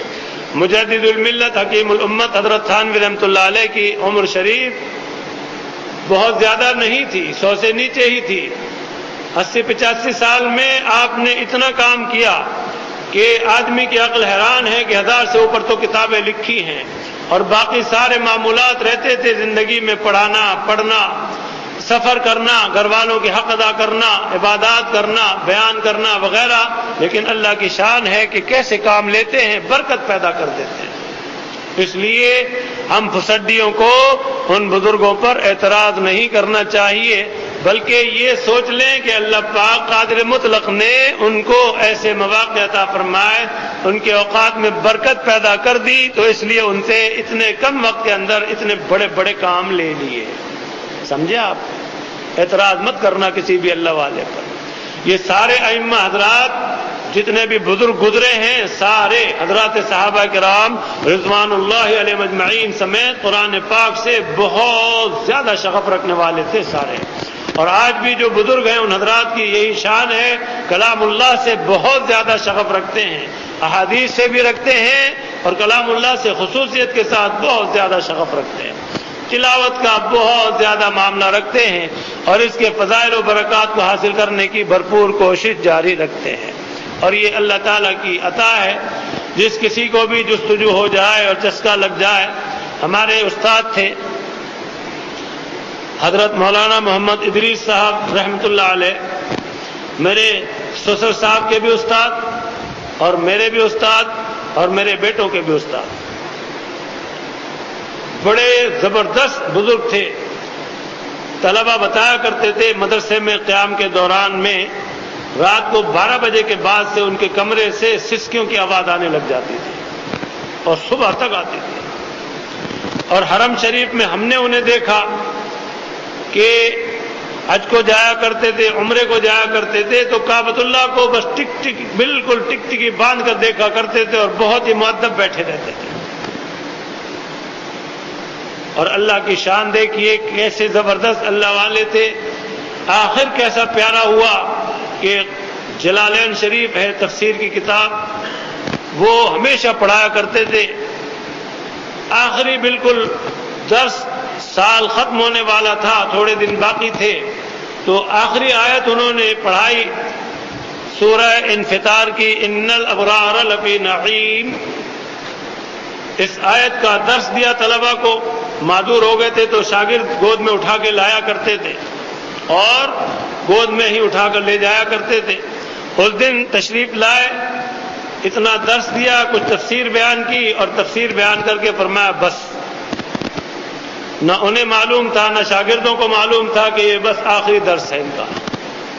شاگرد حسب معمول گود میں اٹھا کر گھر پہنچا کر آئے، گھر میں جا کر صاحبزادی سے فرمایا کہ طبیعت میری کچھ گھبرا رہی ہے، ذرا دودھ گرم کر کے لے آؤ۔ صاحبزادی باورچی خانے میں گئیں، وہاں سے جو پلٹ کر آئیں تو دیکھا کہ حضرت مولانا دنیا سے جا چکے ہیں۔ آخر جو ہوا تو ان الابرار لفی نعیم، بے شک اللہ کے نیک بندے جنتوں میں ہوں گے، نعمتوں میں ہوں گے۔ کتنا زبردست خاتمہ اللہ پاک نے ان کا کیا۔ تو اس لیے یاد رکھیں اللہ پاک بڑے کریم ہیں، اپنے نیک اور محبوب بندوں پر بڑی خاص مہربانی کی، محبت کی، کرم نوازی کی نظر فرمایا کرتے ہیں۔ اس لیے ہم کسی پر انگلی نہ اٹھائیں، کسی پر اعتراض نہ کریں۔ حضرت حسن بصری رحمۃ اللہ علیہ، شاید ان کا بھی کسی اس میں ذکر آئے، اپنے وقت کے اتنے بڑے بزرگ اور تابعی اور ایسے زبردست صاحب تصرف، صاحب نسبت، صاحب مرتبت، بہت حج کیے ہوئے اور بہت ہی زیادہ زاہد و عابد، اللہ کی شان ہے کہ اتنے مقبول، لیکن اس قدر رویا کرتے تھے اور فرماتے تھے ایک دفعہ میں غلام خرید کر لایا، بڑا اچھا غلام دیکھا میں نے بازار میں، خرید لایا، لا کے گھر میں اس سے بات چیت کی کہ بھائی تم کیسا کھانا پسند کرو گے؟ اس نے کہا جی غلام کا کیا کھانا، آقا جیسا دے دے، روکھا سوکھا دے دے، تازہ دے دے، اچھا دے دے، برا دے دے، غلام کا کیا کھانا۔ پوچھا کہ کپڑا کیسا پہننا پسند کرو گے؟ اس نے کہا غلام کا کیا پسند کا عالم، آقا جیسا کپڑا دے دے، پرانا دے، نیا دے، پھٹا دے، پیوند والا دے، صاف ستھرا دے، جیسا دے دے غلام پہنے گا۔ پھر فرمایا کہ رہنا سہنا کیسا پسند کرو گے؟ کہا کہ غلام کا کیا پسند کرنا، مالک محل دے دے، جھونپڑا دے دے، کوٹھڑا دے دے، کھلی زمین میں رکھ لے، مالک کی مرضی ہے، غلام کا کیا رہنا سہنا۔ فرمایا کہ اے غلام تو بڑا عاقل بالغ بہت ہی زیادہ سمجھدار نکلا، عارف نکلا، تو نے تو مجھے عقل دے دی اور تو نے میری آنکھیں جو ہے کھول دی، میں تو بہت اندھیرے میں تھا، جبکہ خود اتنے اللہ والے کے گناہ کا تصور نہیں۔ فرمایا کہ جا تو اللہ کی رضا کے لیے آزاد ہے، تو نے تو میری آنکھیں کھول دی۔ بڑے بڑے اللہ والے گزرے ہیں، لمحہ لمحہ ان کا جو ہے بڑا زبردست اللہ کی اطاعت اور عبادت میں گزرا۔ ہمیں آپ کو بھی کوشش کرنی چاہیے، اپنے اللہ کو راضی کرنے کی بھرپور جستجو جاری رکھیں، گناہوں سے بچیں، نیکیوں میں لگیں، اور نیکیوں میں لگے ہی کیا، نیکیوں میں ڈوبنے کی کوشش کریں، اور اس طرح سے اللہ پاک کو راضی کرنے کی بھرپور کوشش جاری رکھیں تو انشاءاللہ ان بزرگوں کی جوتیوں میں جگہ مل جائے گی۔ اور اگر اڑبڑ شڑبڑ کی، گڑبڑ کی اور اعتراض کیے، ان سے الگ تھلگ چلے تو پھر راستہ دور کا ہو جائے گا، الگ کا ہو جائے گا، معاملہ خراب ہو جائے گا۔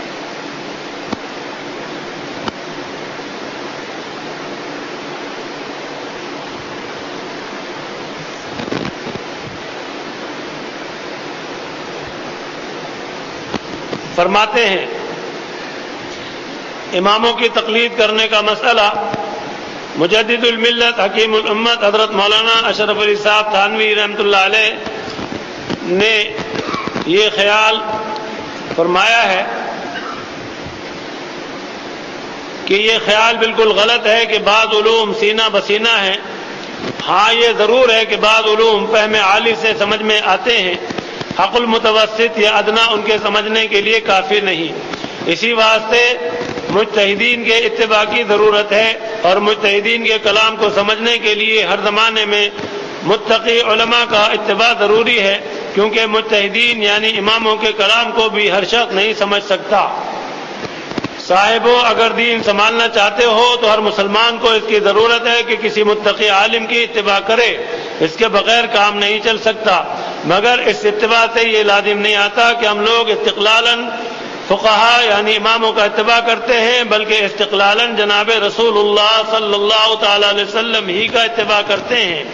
مگر ہم کو آپ کا مطلب فقہا یعنی اماموں کے بیان فرمانے سے معلوم ہوا کہ حضور اکرم صلی اللہ تعالی علیہ وسلم کا یہ مطلب ہے، یعنی اس عبارت کا خلاصہ یہ ہے کہ بہت سی باتیں ہیں جو ہم آپ نہیں سمجھ پاتے، تو ان بزرگوں نے ان باتوں کو سمجھا اور سمجھ کر ہمیں سمجھایا، اور علماء نے ان باتوں کو سمجھا، ہم علماء سے وہ باتیں سمجھ لیں اور اس میں بھی ایچ پیچ نہ کریں، اپنی جانب سے کوئی اعتراض نہ کریں، سر تسلیم خم کر لیں، مان لیں تو ہے بہت اچھا، اور اگر ایچ پیچ کریں گے تو الحاد کی بنیاد پڑ جائے گی، آگے ایک کے بعد دوسرا، دوسرے کے بعد تیسرا، اس طرح سے الحاد کا سلسلہ بڑھ جائے گا، اور آگے چل کر کفر کے اندر اور اس طرح سے مرتد ہونے کے دائرے کے اندر داخل ہو کر دنیا سے راندہ درگاہ جائیں گے، یہ پکی بات ہے۔ اس لیے جو اللہ والے ہیں، دین کو سمجھتے ہیں، اس کو مان لیں اور دین پر اسی طرح چلنے لگ جائے تو کام ٹھیک رہے گا۔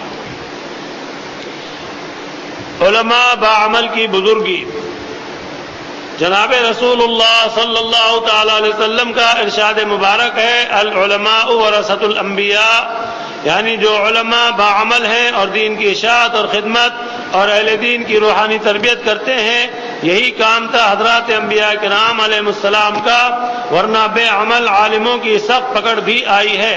جو عالم علم پر عمل کرتا ہے، خدا تعالیٰ کے خوف سے پرہیزگاری اختیار کرتا ہے، اس کے بارے میں جناب رسول اللہ صلی اللہ تعالی علیہ وسلم نے فرمایا ہے کہ عالم کے لیے تمام مخلوق زمین و آسمان کی اور پانی کی مچھلیاں اس کی بخشش کی دعا کرتی ہیں، اور عالم کی بزرگی عابد پر ایسی ہے جیسے 14ویں رات کے چاند کی بزرگی تاروں پر، اور عالم لوگ وارث ہیں انبیاء کے، اور انبیاء نے مال و دولت میراث میں نہیں چھوڑا، صرف علم کو میراث میں چھوڑا ہے، پر جس نے علم حاصل کیا اور پھر اس پر عمل بھی کیا، اس نے پورا حصہ یعنی کمال حاصل کیا۔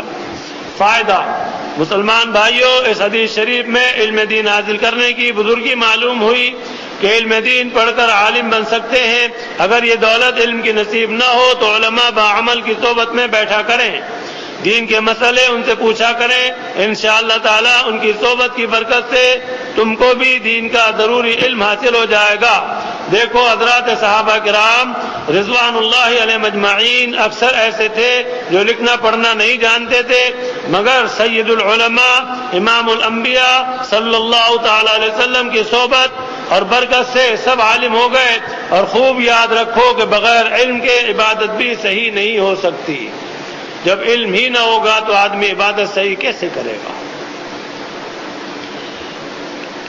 ایک واقعہ ہے، ایک شہزادے پڑھے لکھے، دین اور دنیا دونوں انہوں نے پڑھ رکھی تھی، گھر میں کچھ ناراضگی ہو گئی تو ناراض ہو کر کہیں چلے گئے۔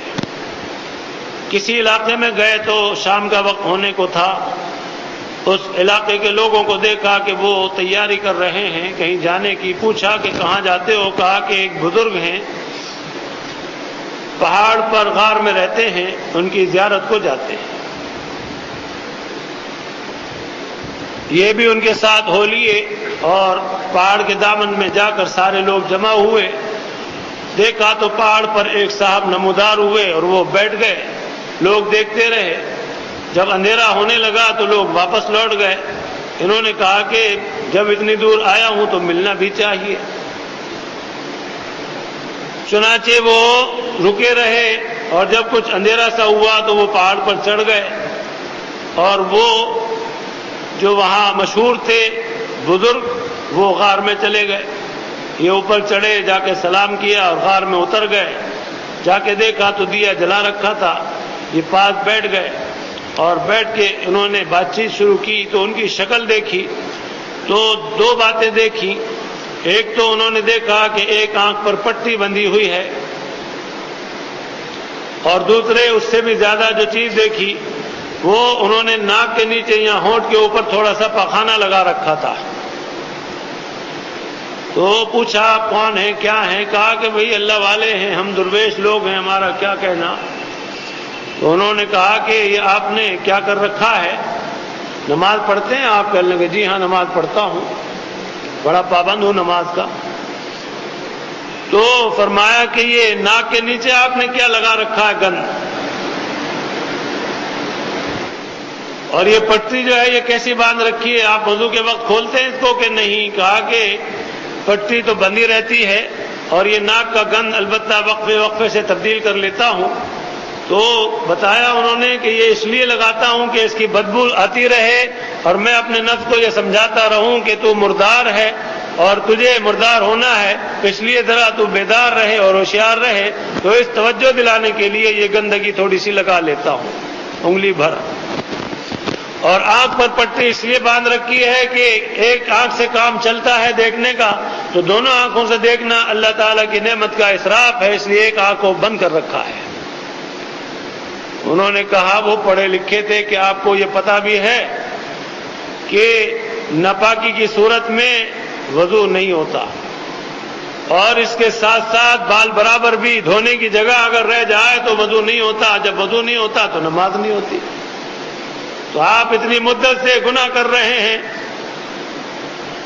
تو بتانے کا مقصد ہے کہ بے علم آدمی تھے تو اتنا بڑا ارتکاب کر رہے تھے اور اپنے طور پر خوش تھے کہ بڑے عبادت گزار ہیں۔ سمجھ گئے کہ نہیں؟ اس لیے علم تو بہت ضروری ہے، جب تک علم نہ ہوگا تو آپ عمل کیا کریں گے؟ حتیٰ کہ آپ کو اگر کھانے کا بھی علم نہیں کہ کس طرح کھایا جاتا ہے تو آپ کس طرح کھائیں گے؟ بعض محفلوں میں بعض کھانے ایسے رکھے جاتے ہیں کہ آدمی نے زندگی میں کبھی دیکھے نہیں، کبھی کھائے نہیں، وہ رکھے ہیں کھانے ہی ہیں، آدمی شش و پن میں پڑ جاتا ہے کہ ان کو کیسے کھائے، تو وہ کننکھیوں سے آس پاس والوں کو دیکھتا رہتا ہے کہ وہ کیسے کھاتے ہیں۔ جب وہ کھاتے دیکھتا ہے کہ یہ اس طرح کھا رہے ہیں، علم حاصل کر لیتا ہے تو جب کھاتا ہے۔ بہرحال اس طرح سے جب تک کہ علم نہ ہو کسی چیز کا تو وہ اس کو کیسے عمل میں لائے گا؟ اس لیے علم دین کا تو بہت ہی زیادہ ضروری ہے کہ ضروریات کا علم ہو تبھی تو عمل صحیح ہوں گے۔ اللہ پاک ہمیں آپ کو سب کو دین کی سمجھ عطا فرمائے، تقوی عطا فرمائے، آخرت کی تیاری کی توفیق عطا فرمائے۔ اللہ پاک ہمیں آپ کو سچا اور پکا مومن مسلمان بنائے، اپنا سچا پکا مطیع فرما بردار بنائے، حضور کا سچا متبع تابعدار بنائے، اور آپ اور ہم کوشش جاری رکھیں نیکیوں میں سبقت کی، برائیوں سے بچنے کی، تو اللہ پاک مہربانیاں فرمائیں گے، کام بنیں گے انشاءاللہ۔ اور اگر سیکھیں گے نہیں تو ظاہر ہے کہ پھر کہاں آئے گا۔ اور صحبت کا اثر اچھی کا اور بری کا پڑتا ہی پڑتا ہے۔ اچھی صحبت کے اثر بھی وقت کے ساتھ ساتھ آگے چل کر ظاہر ہوتے ہیں، اور بری صحبت کے بھی وقت کے ساتھ ساتھ آگے چل کر اثر ظاہر ہوتے ہیں۔ اچھائی جو ہے وہ چھپ نہیں سکتی، اور اسی طرح سے برائی چھپ نہیں سکتی، دونوں کے اپنے اپنے اثرات ہیں۔ اچھوں نے نیک اعمال کیے، اللہ کی رضا کے لیے اور اخلاص کے ساتھ لگے رہے، اللہ پاک نے ان کو امر فرما دیا، اور اتنے زیادہ امر ہو گئے کہ وہ زندہ جاوید ہیں، ان کے تذکرے موجود ہیں، ان کی تعلیمات موجود ہیں، ان کے فیوض و برکات موجود ہیں۔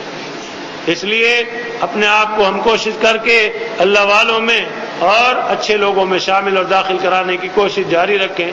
اللہ تعالی ہم سب کو اچھی توفیق عطا فرمائے۔ بس اسی پر اکتفا کرتا ہوں، باقی یار زندہ توبت باقی انشاءاللہ آئندہ۔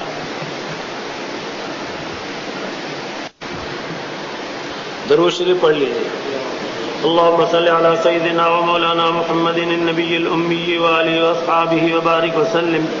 اللهم انت السلام ومنك السلام تبارك يا ذا الجلال والإكرام۔ اللهم أعنا على ذكرك وشكرك وحسن عبادتك۔ اللهم وفقنا لما تحب وترضى۔ ربنا آتنا في الدنيا حسنة وفي الآخرة حسنة وقنا عذاب النار۔ ربنا ظلمنا أنفسنا وإن لم تغفر لنا وترحمنا لنكونن من الخاسرين۔ ربنا لا تجعلنا فتنة للقوم الظالمين ونجنا برحمتك من القوم الكافرين۔ ربنا اغفر لنا ولإخواننا الذين سبقونا بالإيمان ولا تجعل في قلوبنا غلا للذين آمنوا ربنا إنك رؤوف رحيم۔ اللهم أرنا الحق حقا وارزقنا اتباعه وأرنا الباطل باطلا وارزقنا اجتنابه۔ ربنا اغفر لنا ولإخواننا الذين سبقونا بالإيمان ولا تجعل في قلوبنا غلا للذين آمنوا ربنا إنك رؤوف رحيم۔ اللهم اغفر لي ولوالدي ولجميع المؤمنين والمؤمنات والمسلمين والمسلمات الأحياء منهم والأموات إنك قريب مجيب الدعوات۔ اللهم لا تدع لنا ذنبا إلا غفرته ولا هما إلا فرجته ولا دينا إلا قضيته ولا مريضا إلا شفيته ولا حاجة من حوائج الدنيا والآخرة إلا قضيتها يا أرحم الراحمين۔ اللهم ارزقنا زيارة الحرمين الشريفين وارزقنا حجا مبرورا وسعيا مشكورا وذنبا مغفورا وعملا صالحا مقبولا وتجارة لن تبور يا عالم ما في الصدور يا عزيز يا غفور۔ رب اغفر وارحم وتجاوز عما تعلم إنك أنت الأعز الأكرم۔ اے الہ العالمین، طاعت کی خوب توفیق عطا فرمائیے، گناہ اور برائیوں سے بچائیے، اور قدم قدم پر حضرت جناب نبی کریم صلی اللہ تعالی علیہ وسلم کی کامل اتباع نصیب فرمائیے، کامل مشابہت نصیب فرمائیے، والین اور مغضوبین کی پیروی اور مشابہت اور غلامی سے بچائیے۔ آپ ہمارے ہو جائیے اور ہمیں اپنا بنا لیجیے، دونوں جہان کی عافیت کاملہ نصیب فرمائیے اور اپنی رضا کاملہ نصیب فرمائیے۔ اے الہ العالمین، جب تک زندہ رکھیں اسلام پر قائم دائم رکھیے اور عزت کی زندگی عطا فرمائیے، اور جب دنیا سے اٹھائیں خاتمہ ایمان پر فرمائیے اور عزت کی موت عطا فرمائیے۔ اے الہ العالمین، تمام شرور و فتنوں سے، تمام مرضی و تمام آفات سے، مرگ مفاجات سے، حادثات اور سانحات سے، بلیات اور زلزلوں سے، دھماکوں سے، غرق و حرق سے اللہ بچا لیجیے۔ اے اللہ اپنا کرم فرمائیے، تمام کفریات سے، تمام شرکیات سے، تمام بدعات اور رسومات سے، واہیات اور خرافات سے، الحاد و زندقے سے، خوش فہمی اور کج فہمی سے بچائیے اور شریعت مطہرہ پر پوری طرح چلائیے۔ اے اللہ، آپ اپنی محبت اور عظمت سے حضور پاک صلی اللہ تعالی علیہ وسلم کی عظمت اور محبت سے، دین اسلام کی عظمت اور محبت سے، سارے پیغمبروں کی عظمت اور محبت سے، یا اللہ امہات المومنین، حضرات صحابہ کرام، حضرات خلفاء راشدین، صحابیات اور تمام بزرگان دین کی محبت سے ہمارے دلوں کو لبریز رکھیے اور یہ محبت والہانہ عطا فرمائیے، بے ساختہ عطا فرمائیے، ہمیں ہر طرح کی گستاخی اور بے ادبی سے بچائیے، اپنے نیک اور محبوب بندوں سے یا اللہ وابستہ رکھیے، اور یا اللہ ان کے فیوض و برکات سے ہمیں مالا مال فرمائیے، ہمارے ذریعے سے ان کے فیوض و برکات اپنے بندوں و بندیوں تک پہنچائیے، اور اس طرح سے یا اللہ دین کی خدمت میں ہمیں بھی، ہماری آل اولاد کو، شاگردوں کو، حاضرین کو، سب کو قبول فرمائیے، اور یا اللہ اپنی رضا کامل عطا فرمائیے، اپنا قرب خاص عطا فرمائیے، قرب تام عطا فرمائیے، ہم سب سے راضی ہو جائیے اور ہم سب کو اپنے سے راضی کر لیجیے، یا اللہ جو مانگ سکے وہ بھی دے دیجیے، جو نہیں مانگ سکے وہ بھی دے دیجیے۔ سمعنا واطعنا غفرانك ربنا وإليك المصير، وصلى الله تعالى على خير خلقه سيدنا محمد وعلى آله وأصحابه أجمعين، آمين برحمتك يا أرحم الراحمين۔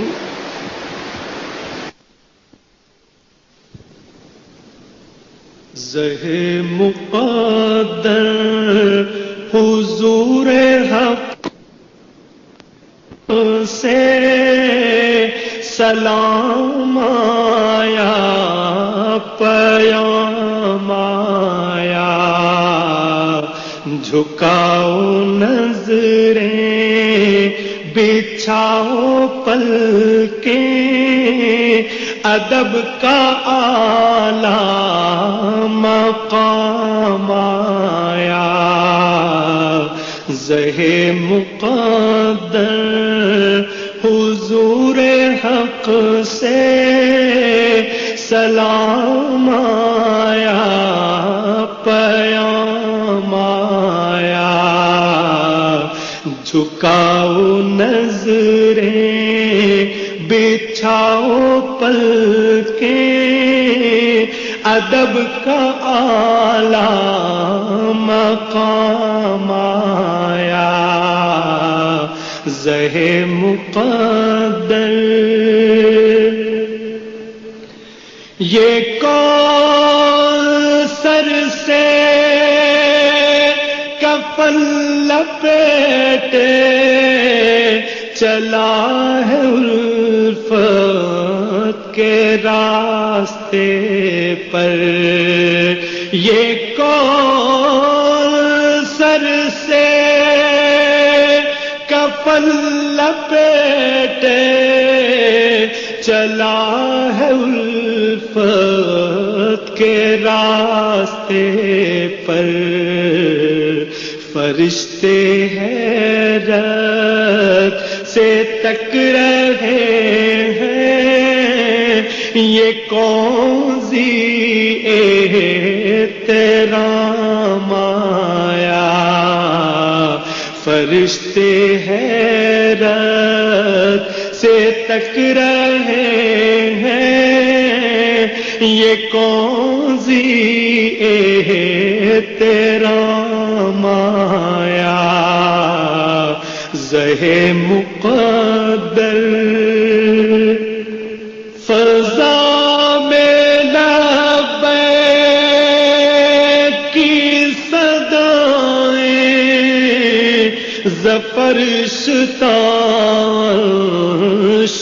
گونجتی ہیں، فضا میں لبیک کی صدائیں، زفرشتاش گونجتی ہیں، ہر ایک قربان ہو رہا ہے، زباں پہ یہ کس کا نام آیا، ہر ایک قربان ہو رہا ہے، زباں پہ یہ کس کا نام آیا، زہ مقدر۔ یہ راہ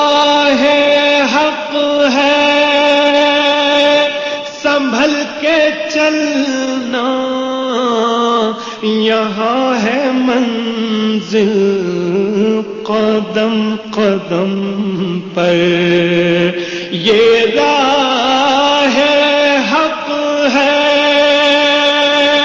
سنبھل کے چلنا، یہاں ہے منزل قدم قدم پر، پہنچنا در پر تو کہنا آقا سلام لیجے غلام آیا، پہنچنا در پر تو کہنا آقا سلام لیجے غلام آیا، زہ مقدر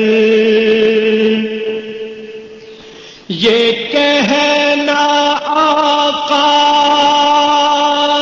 بہت سے عاشق تڑپتے سے چھوڑ آیا ہوں میں، یہ کہنا آقا بہت سے عاشق تڑپتے سے چھوڑ آیا ہوں میں، بلاوے کے منتظر ہے لیکن نہ صبح آیا نہ شام آیا، بلاوے کے منتظر ہے لیکن نہ صبح آیا نہ شام آیا، زہ مقدر دعا جو نکلی تھی دل سے آخر پلٹ کے مقبول ہو کے آئی، دعا جو نکلی تھی دل سے آخر پلٹ کے مقبول ہو کے آئی، وہ جذبہ جس میں تڑپ سچی وہ جذبہ آخر کو کام آیا، وہ جذبہ جس میں تڑپ سچی وہ جذبہ آخر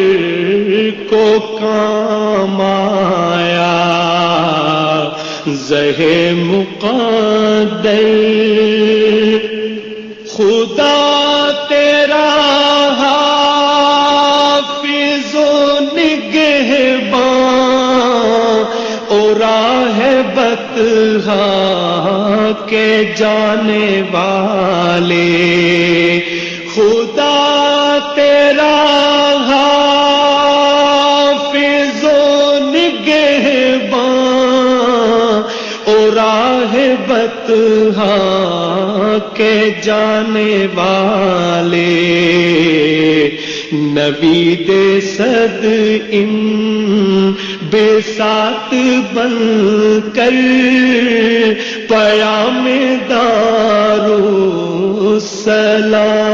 آیا، نوید صد ان بے ساتھ بن کر پیام دارالسلام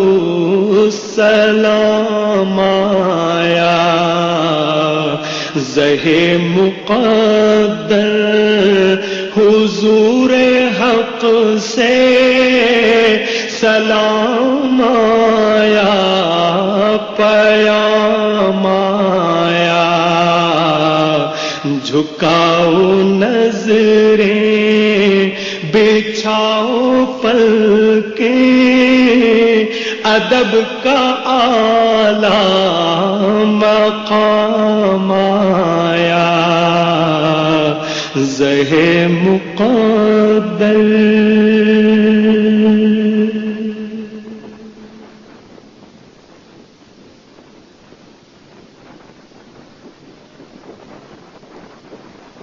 یا وجیہ الدین والکرم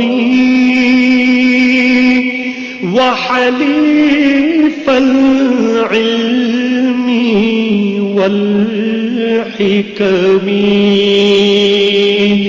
یا وجیہ الدین والکرم وحلیف العلم والحکم نبی نبی نبی نبی نبی